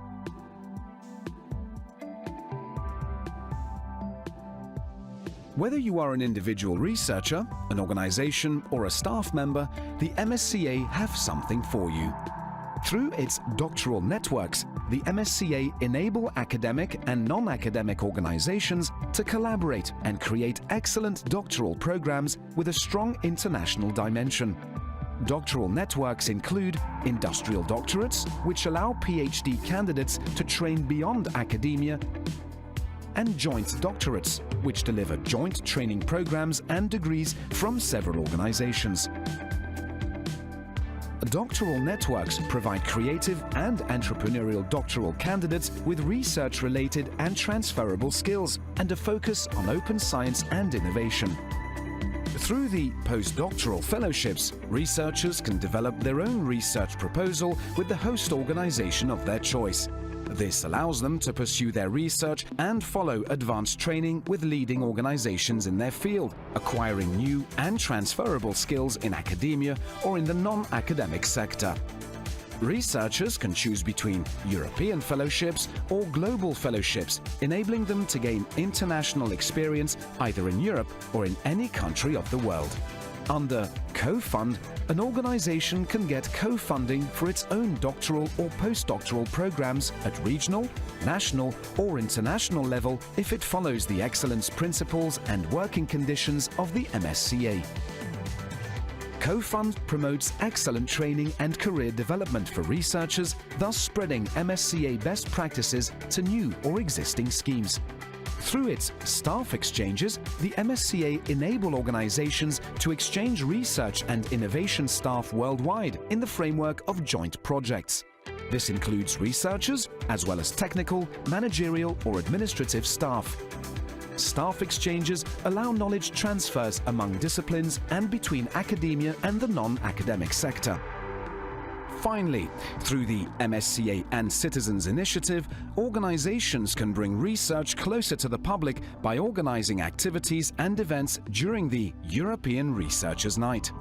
By doing so, they highlight the role of research for society and the economy, as well as the impact of researchers' work on citizens' daily lives, raising young people's interest for research and scientific careers.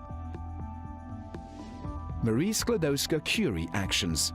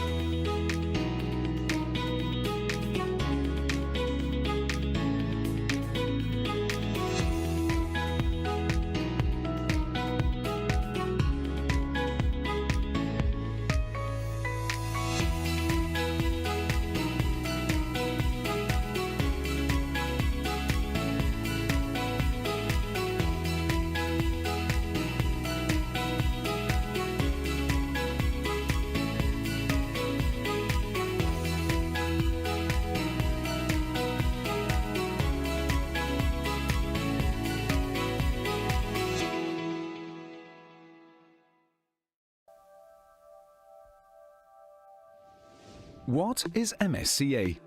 The Marie Skłodowska-Curie actions are the European Union's reference funding program for doctoral education and postdoctoral training. They support researchers from all over the world, in all scientific domains and at all stages of their careers. They equip researchers with new knowledge and skills and encourage their mobility between countries, disciplines and sectors in and outside academia. They offer attractive working and employment conditions. The MSCA also contribute to developing excellent doctoral and postdoctoral programs and boost research collaboration worldwide. They increase the global visibility and attractiveness of organizations. By supporting innovative research, the program contributes to finding innovative solutions to the challenges faced by our societies. The 5 MSCA actions.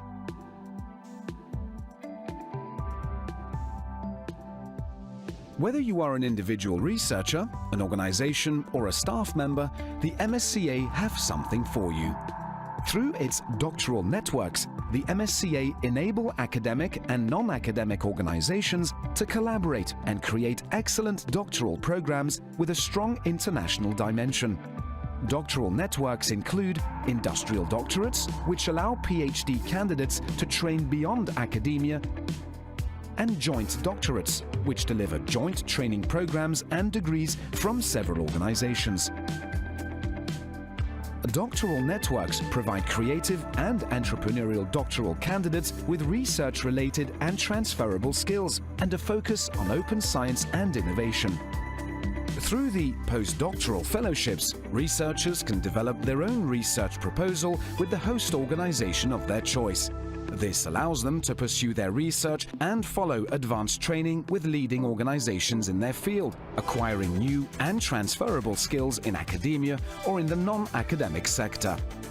Researchers can choose between European fellowships or global fellowships, enabling them to gain international experience either in Europe or in any country of the world. Under co-fund, an organization can get co-funding for its own doctoral or postdoctoral programs at regional, national or international level if it follows the excellence principles and working conditions of the MSCA. Co-fund promotes excellent training and career development for researchers, thus spreading MSCA best practices to new or existing schemes. Through its staff exchanges, the MSCA enable organizations to exchange research and innovation staff worldwide in the framework of joint projects. This includes researchers, as well as technical, managerial or administrative staff. Staff exchanges allow knowledge transfers among disciplines and between academia and the non-academic sector. Finally, through the MSCA and Citizens Initiative, organizations can bring research closer to the public by organizing activities and events during the European Researchers' Night. By doing so, they highlight the role of research for society and the economy, as well as the impact of researchers' work on citizens' daily lives, raising young people's interest for research and scientific careers. Marie Skłodowska-Curie actions.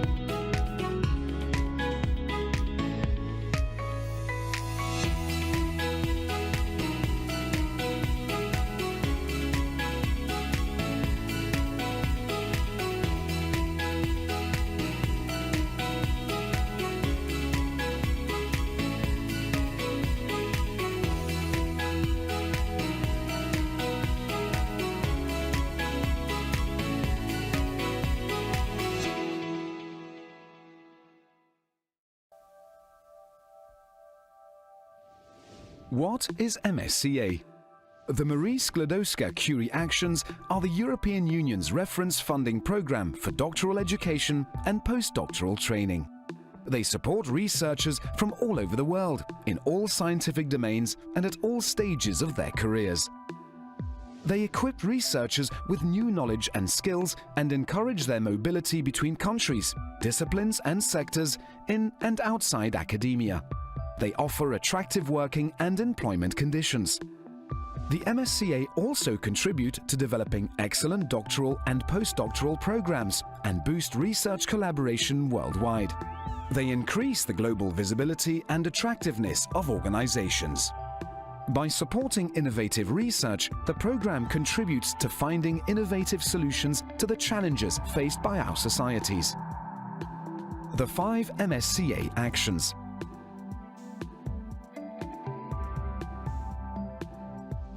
Whether you are an individual researcher, an organization, or a staff member, the MSCA have something for you.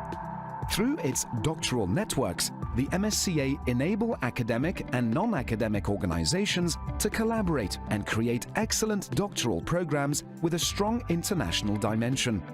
Doctoral networks include industrial doctorates, which allow PhD candidates to train beyond academia, and joint doctorates, which deliver joint training programs and degrees from several organizations. Doctoral networks provide creative and entrepreneurial doctoral candidates with research-related and transferable skills and a focus on open science and innovation. Through the postdoctoral fellowships, researchers can develop their own research proposal with the host organization of their choice. This allows them to pursue their research and follow advanced training with leading organizations in their field, acquiring new and transferable skills in academia or in the non-academic sector. Researchers can choose between European fellowships or global fellowships, enabling them to gain international experience either in Europe or in any country of the world. Under co-fund, an organization can get co-funding for its own doctoral or postdoctoral programs at regional, national, or international level if it follows the excellence principles and working conditions of the MSCA. Co-fund promotes excellent training and career development for researchers, thus spreading MSCA best practices to new or existing schemes. Through its staff exchanges, the MSCA enable organizations to exchange research and innovation staff worldwide in the framework of joint projects. This includes researchers. Welcome back. I hope you had an enjoyable break. So we are now ready to start the second Q&A session, and I will wait for the first question to appear. So here it is. So in our program, PhD takes longer than 36 months. In the case, the candidate may not get the PhD degree before the end of the project. Is this a problem? I can take this one if you want.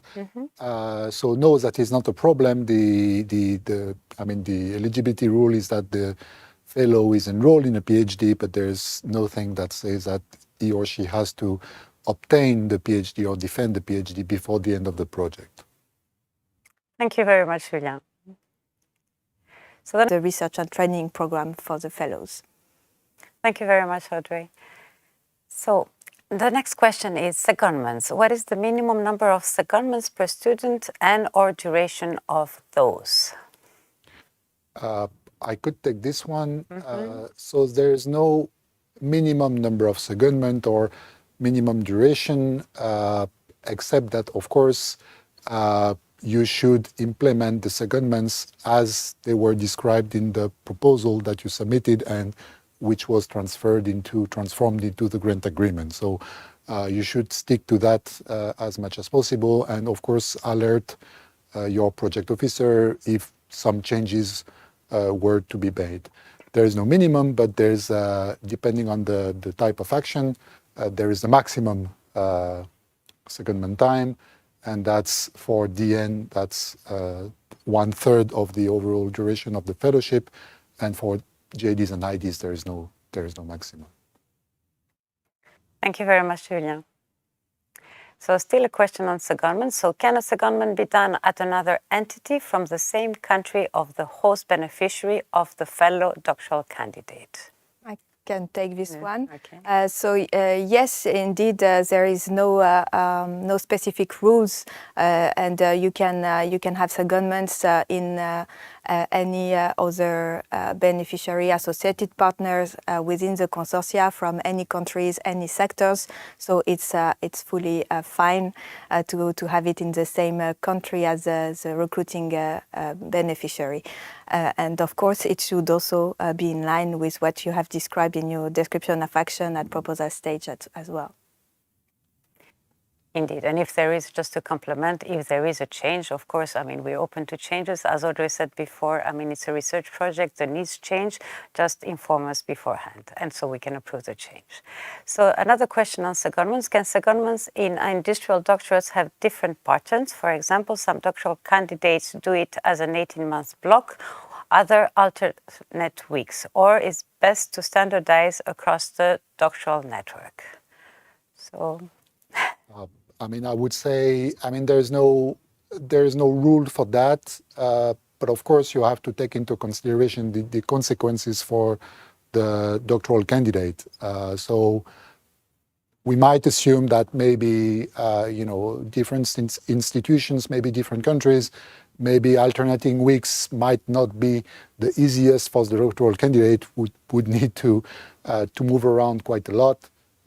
So we typically don't see that, but there's, I mean, as long as it's for the best option for the fellow and it makes the most sense for the fellows and their research, and usually they have secondments because there's different techniques, different ways of things in different institutions. So depending on the duration of each experiments, it might not be, I mean, things might be different depending on the individual project. So yes, you can have different patterns. You should choose the one that makes the most sense to the fellow and to the research project of this particular fellow. thank you.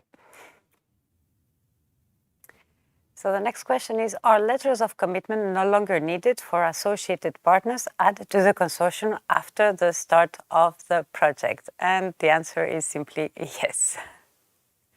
So they are no longer needed, just to complement. So I'll take the next question. Can we find the list of all current MSCA DN action? It could help to have some examples, and why not to envisage common activities?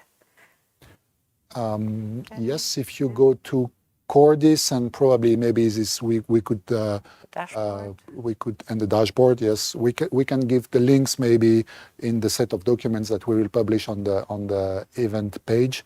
But yes, there are several ways to find out which are the other MSCA DN actions, and you're more than encouraged to envisage common activities with the different networks that exist around there. Absolutely. There was also, just to complement, last year at the Coordinators Information Day, we also planned a dedicated session on how to create synergies. And you can view the presentation. I can also add the link. And we also gave quite a lot of examples of where you could find other projects or funding schemes with which you could collaborate. So we will add this in the document which we'll make available after the event. So I'll take now the next question. The connection slipped when you explained about teaching that is part of PhD education. So can you repeat the answer, please? Yes. Okay, I think I was the one answering. Yes. So yes, indeed, teaching activities can be part of the research and training of the doctoral fellows, especially if it's a mandatory element in your institution. So it's something that is possible, but should be also reasonable in terms of time spent on this kind of activities. It should also be fully reflected and described in the description of action in your grant agreement. If it was not the case, please contact your project officer to discuss this issue, since it can be added through an amendment of the description of action. And of course, it should not be detrimental to the rest of the individual research project of the fellow. Thank you very much, Audrey, for repeating it. So the next question is, family allowance is budgeted for one fellow where there are two fellows. In case both are eligible for family allowance, how do we distribute that budget? I can take it.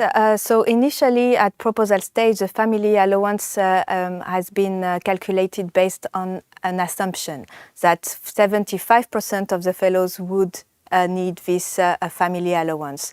Of course, since you may know already, under Horizon Europe, this status can change during the project implementation, meaning that if a fellow acquires family status, then we can change it, and it will increase the budget, and the fellow should receive this family allowance as soon as the fellow becomes eligible for this additional allowance. So in case you don't have enough budget, of course, we will make sure to increase it before the end of the project. But for this kind of specific issues and setup, please contact your project officer, and we will provide you with a full guidance to implement it. Thank you very much, Audrey. So the next question is, can university take overhead from the management and indirect contribution? How to report that? So I can maybe take that question. So as we said before, you do not need to report on the use of institutional cost. And the use of those institutional costs, which include the management and indirect contributions, fall under your responsibility. What we have seen is that in many consortia, the university or the institution which is actually coordinating the projects gets a bigger share of the management costs in order to run the project or recruit a project manager, as we said before. But this is up to you to actually define how you will distribute the EU contribution in the consortium. So I'll take now the next question. It was just mentioned to invite the PO to the kickoff meeting. Does the PO need to be present in person or online? I can take this one. For the kickoff meeting, of course, it very much depends also on how organized is your network and how experienced might your coordinator or project manager be. But we are always available in case you need the attendance of a project officer, preferably online for the kickoff meeting, but there's always a possibility to discuss. The idea is in general to attend one meeting on site for each project officer, and we cannot afford going and attending all the project meetings. But of course, this is something that you can discuss directly with your project officer. Indeed, thank you very much, Audrey. So I'm waiting for the next question. So can we enroll students having already a PhD degree in another field? And the answer is simply no. I mean, the rule is that you need to enroll students which have not, who do not have a PhD degree. So even if it's another field, it's actually not applicable. So I'll take the next question. Are PhD students that are not a part of the project allowed to attend the training schools? I can take this one. Absolutely, yes, that is perfectly possible, and this is many projects do that, many networks do that. Actually, it's possible to open all or part of your training offer to other PhD students. Yes. Thank you, Julien. So the next question is, are all the secondments that appear in the proposal mandatory, and can they be offered to the doctoral candidate who may decide not to do all of them? So I can take this. So normally you should follow, the grant agreement and Annex 1 of the grant agreement, which is a description of action. It is true that we have noticed that once you recruit the fellows, and this happens after proposal stage, their needs and their individual research project might be slightly adapted. And if this is the case and the secondments are no longer relevant for the fellow and for his research project or her research project, we can of course adapt it and modify it.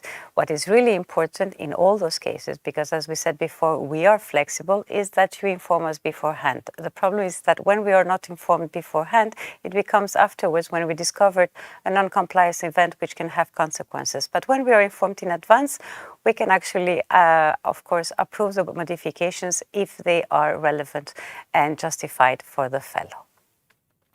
So I'll take the next question. Is the respect of the 1/3 secondment rule also applicable to industrial doctorate and joint doctorate? And I'll let you comment on that, Julien, since you... The reply is no. And it is not applicable. We will take now the next question. So how do the international organizations count for the mobility rule? Can a doctoral candidate be recruited by an international organization based in the same country where they did their master's? I can take this one. So this is indeed a particular issue and a specific case for international organizations and specifically the European Interest International Organization. So the mobility rule in this case apply to this specific organization, meaning that you should not really check against the country where they are based. So for example, if a fellow did his master degree in Germany, in Heidelberg, for example, and wants to apply to EMBL institution, EMBL is a European Interest International Organization, so meaning that the mobility rule will be that he should not have spent more than 12 months in EMBL in the last 3 years, and not specifically in Germany. I hope I was clear. You were. Thank you very much, Audrey. So I'm waiting for the next question. So is a document with this Q&A being available to the coordinator after the session? If yes, when? So indeed, we will actually draft a Q&A after the session. We will reply in writing to all the questions you have posted in Slido. The Q&A will be made available in the library where we have actually saved already the pre-recorded presentation. And once this document is available, we will of course notify you by email and we'll send you again its exact location so you can easily find. What is also important is to tell you is that all those documents which we have made available to you will remain available for the whole duration of your project, so you can consult them whenever you wish. So I think this was the last question. There are no more questions in Slido. It seems that we were very clear in our presentations. So I would like to warmly thank Audrey and Julien for answering those questions with me. And before ending this session, I would like to share with you one last presentation, which will be given to you by Hakim, whom you have already met. And Hakim will give you a presentation on the work of the MSCA Research Management Working Group. So I will say no more, as Hakim is far better placed than me to tell you about the work of this working group. So Hakim, the floor is yours.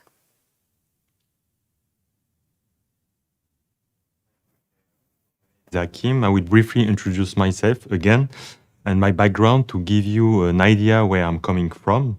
I earned a PhD in fluid mechanics in 2011, but I transitioned from research to research management many years ago. My journey started with managing an ITN, Innovative Training Networks, the former Doctoral Networks. Since then, I've been involved in many activities regarding research management, especially within the MSCA.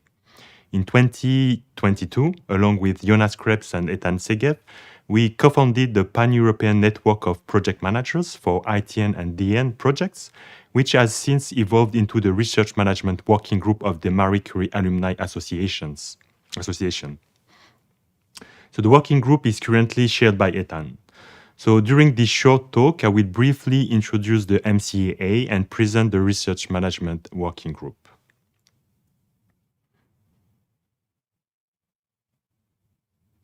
So the Marie Curie Alumni Association is an international non-profit organization established and supported by the European Commission.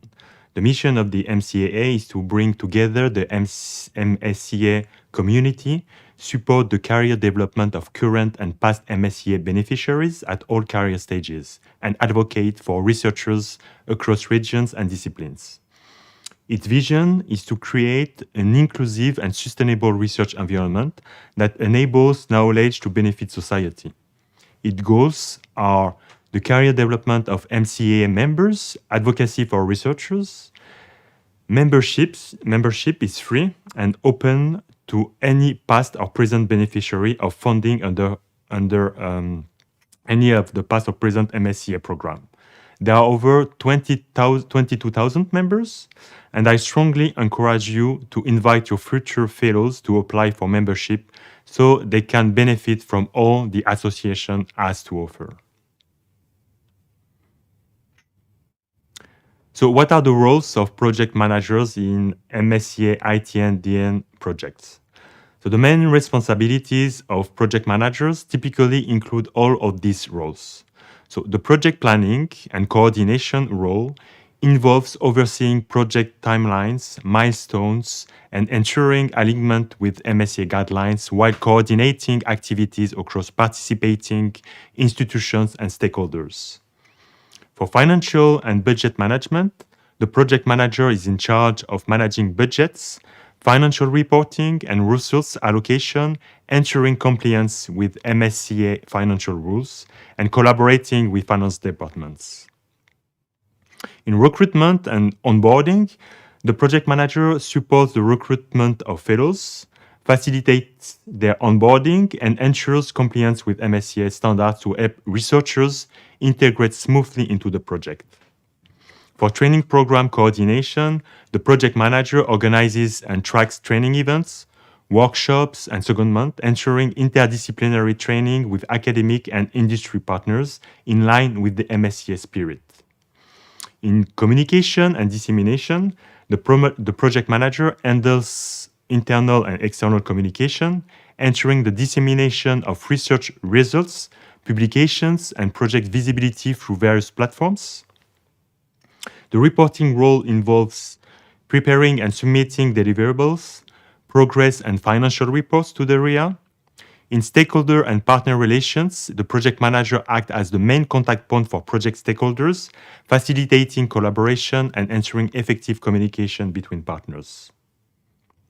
For risk management and problem solving, the project manager identifies potential risks and issues, develops solutions, and tries to implement mitigation plans to keep the project on track. Then the career development support role involves assisting fellows with career planning, mentoring, and providing resources to enhance their employability.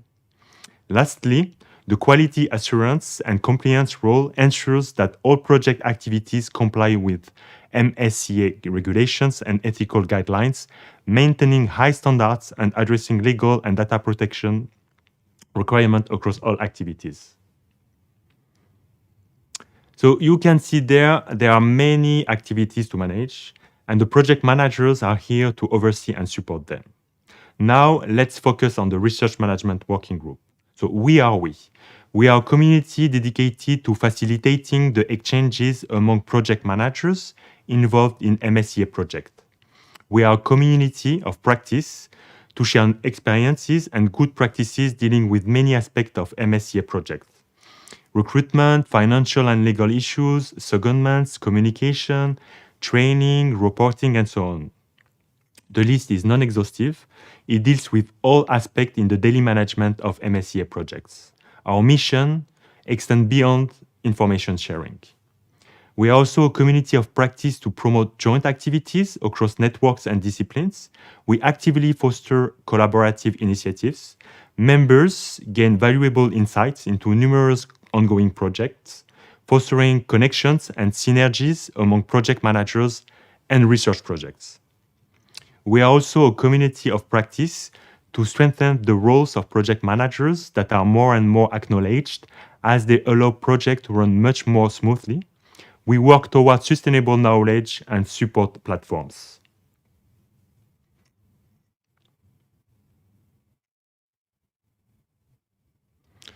So why do we exist? Many project managers start without previous experience with MSCA projects. The group helps them to better start and feel less isolated. There is also a high turnover in project manager position, often causing loss of knowledge in the institution. So the group plays a role of sustainable source of practical knowledge. Also, many processes, tools, and solutions are developed from scratch, reinventing the wheel. The COVID-19 pandemic has opened new avenues for online collaborations at large, offering new opportunities for synergies. And we complement the exceptional work of the RIA, the MSCA unit, and national contact points, but rather at the daily project management level. So why do we exist? We exist to bridge gaps, share expertise, and foster a community where project managers can learn, connect, and collectively enhance the success of MSCA projects. So here are a few figures. So the group is constantly growing. Today, more than 150 projects benefit from the group. There are more than 200 projects and research managers representing 15 countries around the world. And altogether, we collect more than 600 years of experience in MSCA projects. So there are different profiles, both early stage and more experienced professionals. So what we practically do, our initiatives are designed to foster collaboration and knowledge exchange among project managers. We hold monthly online meetings, alternating between open discussions and training sessions based on the needs of our members. These sessions may feature predefined topics or remain open for Q&A, allowing for flexible conversations. We benefit also from the support of the Marie Curie Alumni Association. We are integrated into their online platform to facilitate interaction. We also use a central mailing list as well as the traditional social networks to communicate both internally and externally. We also organize in-person meetups at workshops, conferences, info sessions.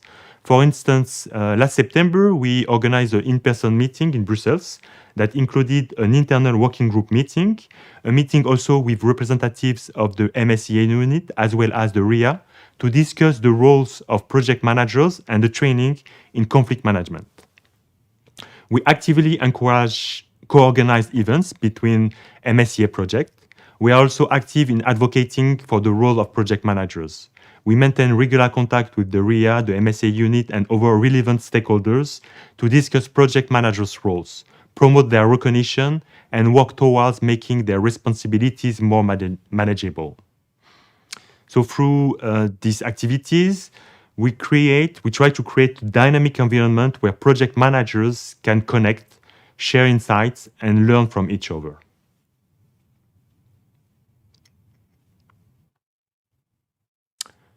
So we maintain also regular communication through various channels. On Medium, we have launched a series that highlights project managers through brief interviews, giving them a platform to share their experiences. Each month, we feature a best practice of the month to showcase effective strategies. Additionally, we share essential updates such as training sessions, info days, webinars, and other valuable opportunities.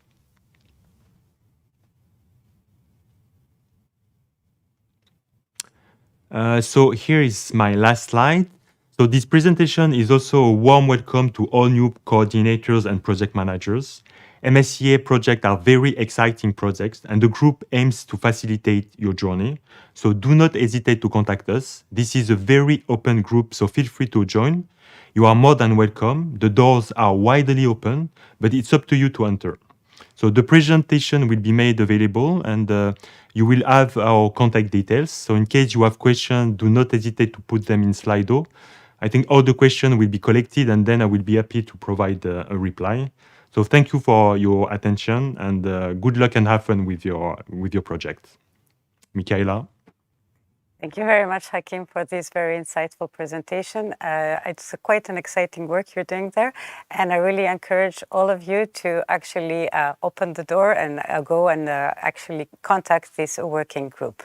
So as Hakim said, in case you have specific questions, don't hesitate to post them in Slido. We will forward them to him, and we will provide you with a written answer. So we have now reached the end of this event. I would like to warmly thank you for your active participation. I hope we have managed to answer your questions. In case you still have questions, like we said before, don't hesitate to contact us. Don't hesitate to contact your project officer in REA. We are here to help you, to guide you through all the reference documents, the guidelines, the reporting obligations. And we wish you, of course, all the best for your project. So I would also like to take the last opportunity to thank everyone. So thanks again, Julien and Audrey, for your help today. Thank you also for the team behind who made this event possible. The technical team, and as well as my colleague in REA, it was a wonderful organization. Thank you very much. Once again, all the best with your project, and have a lovely afternoon. Goodbye.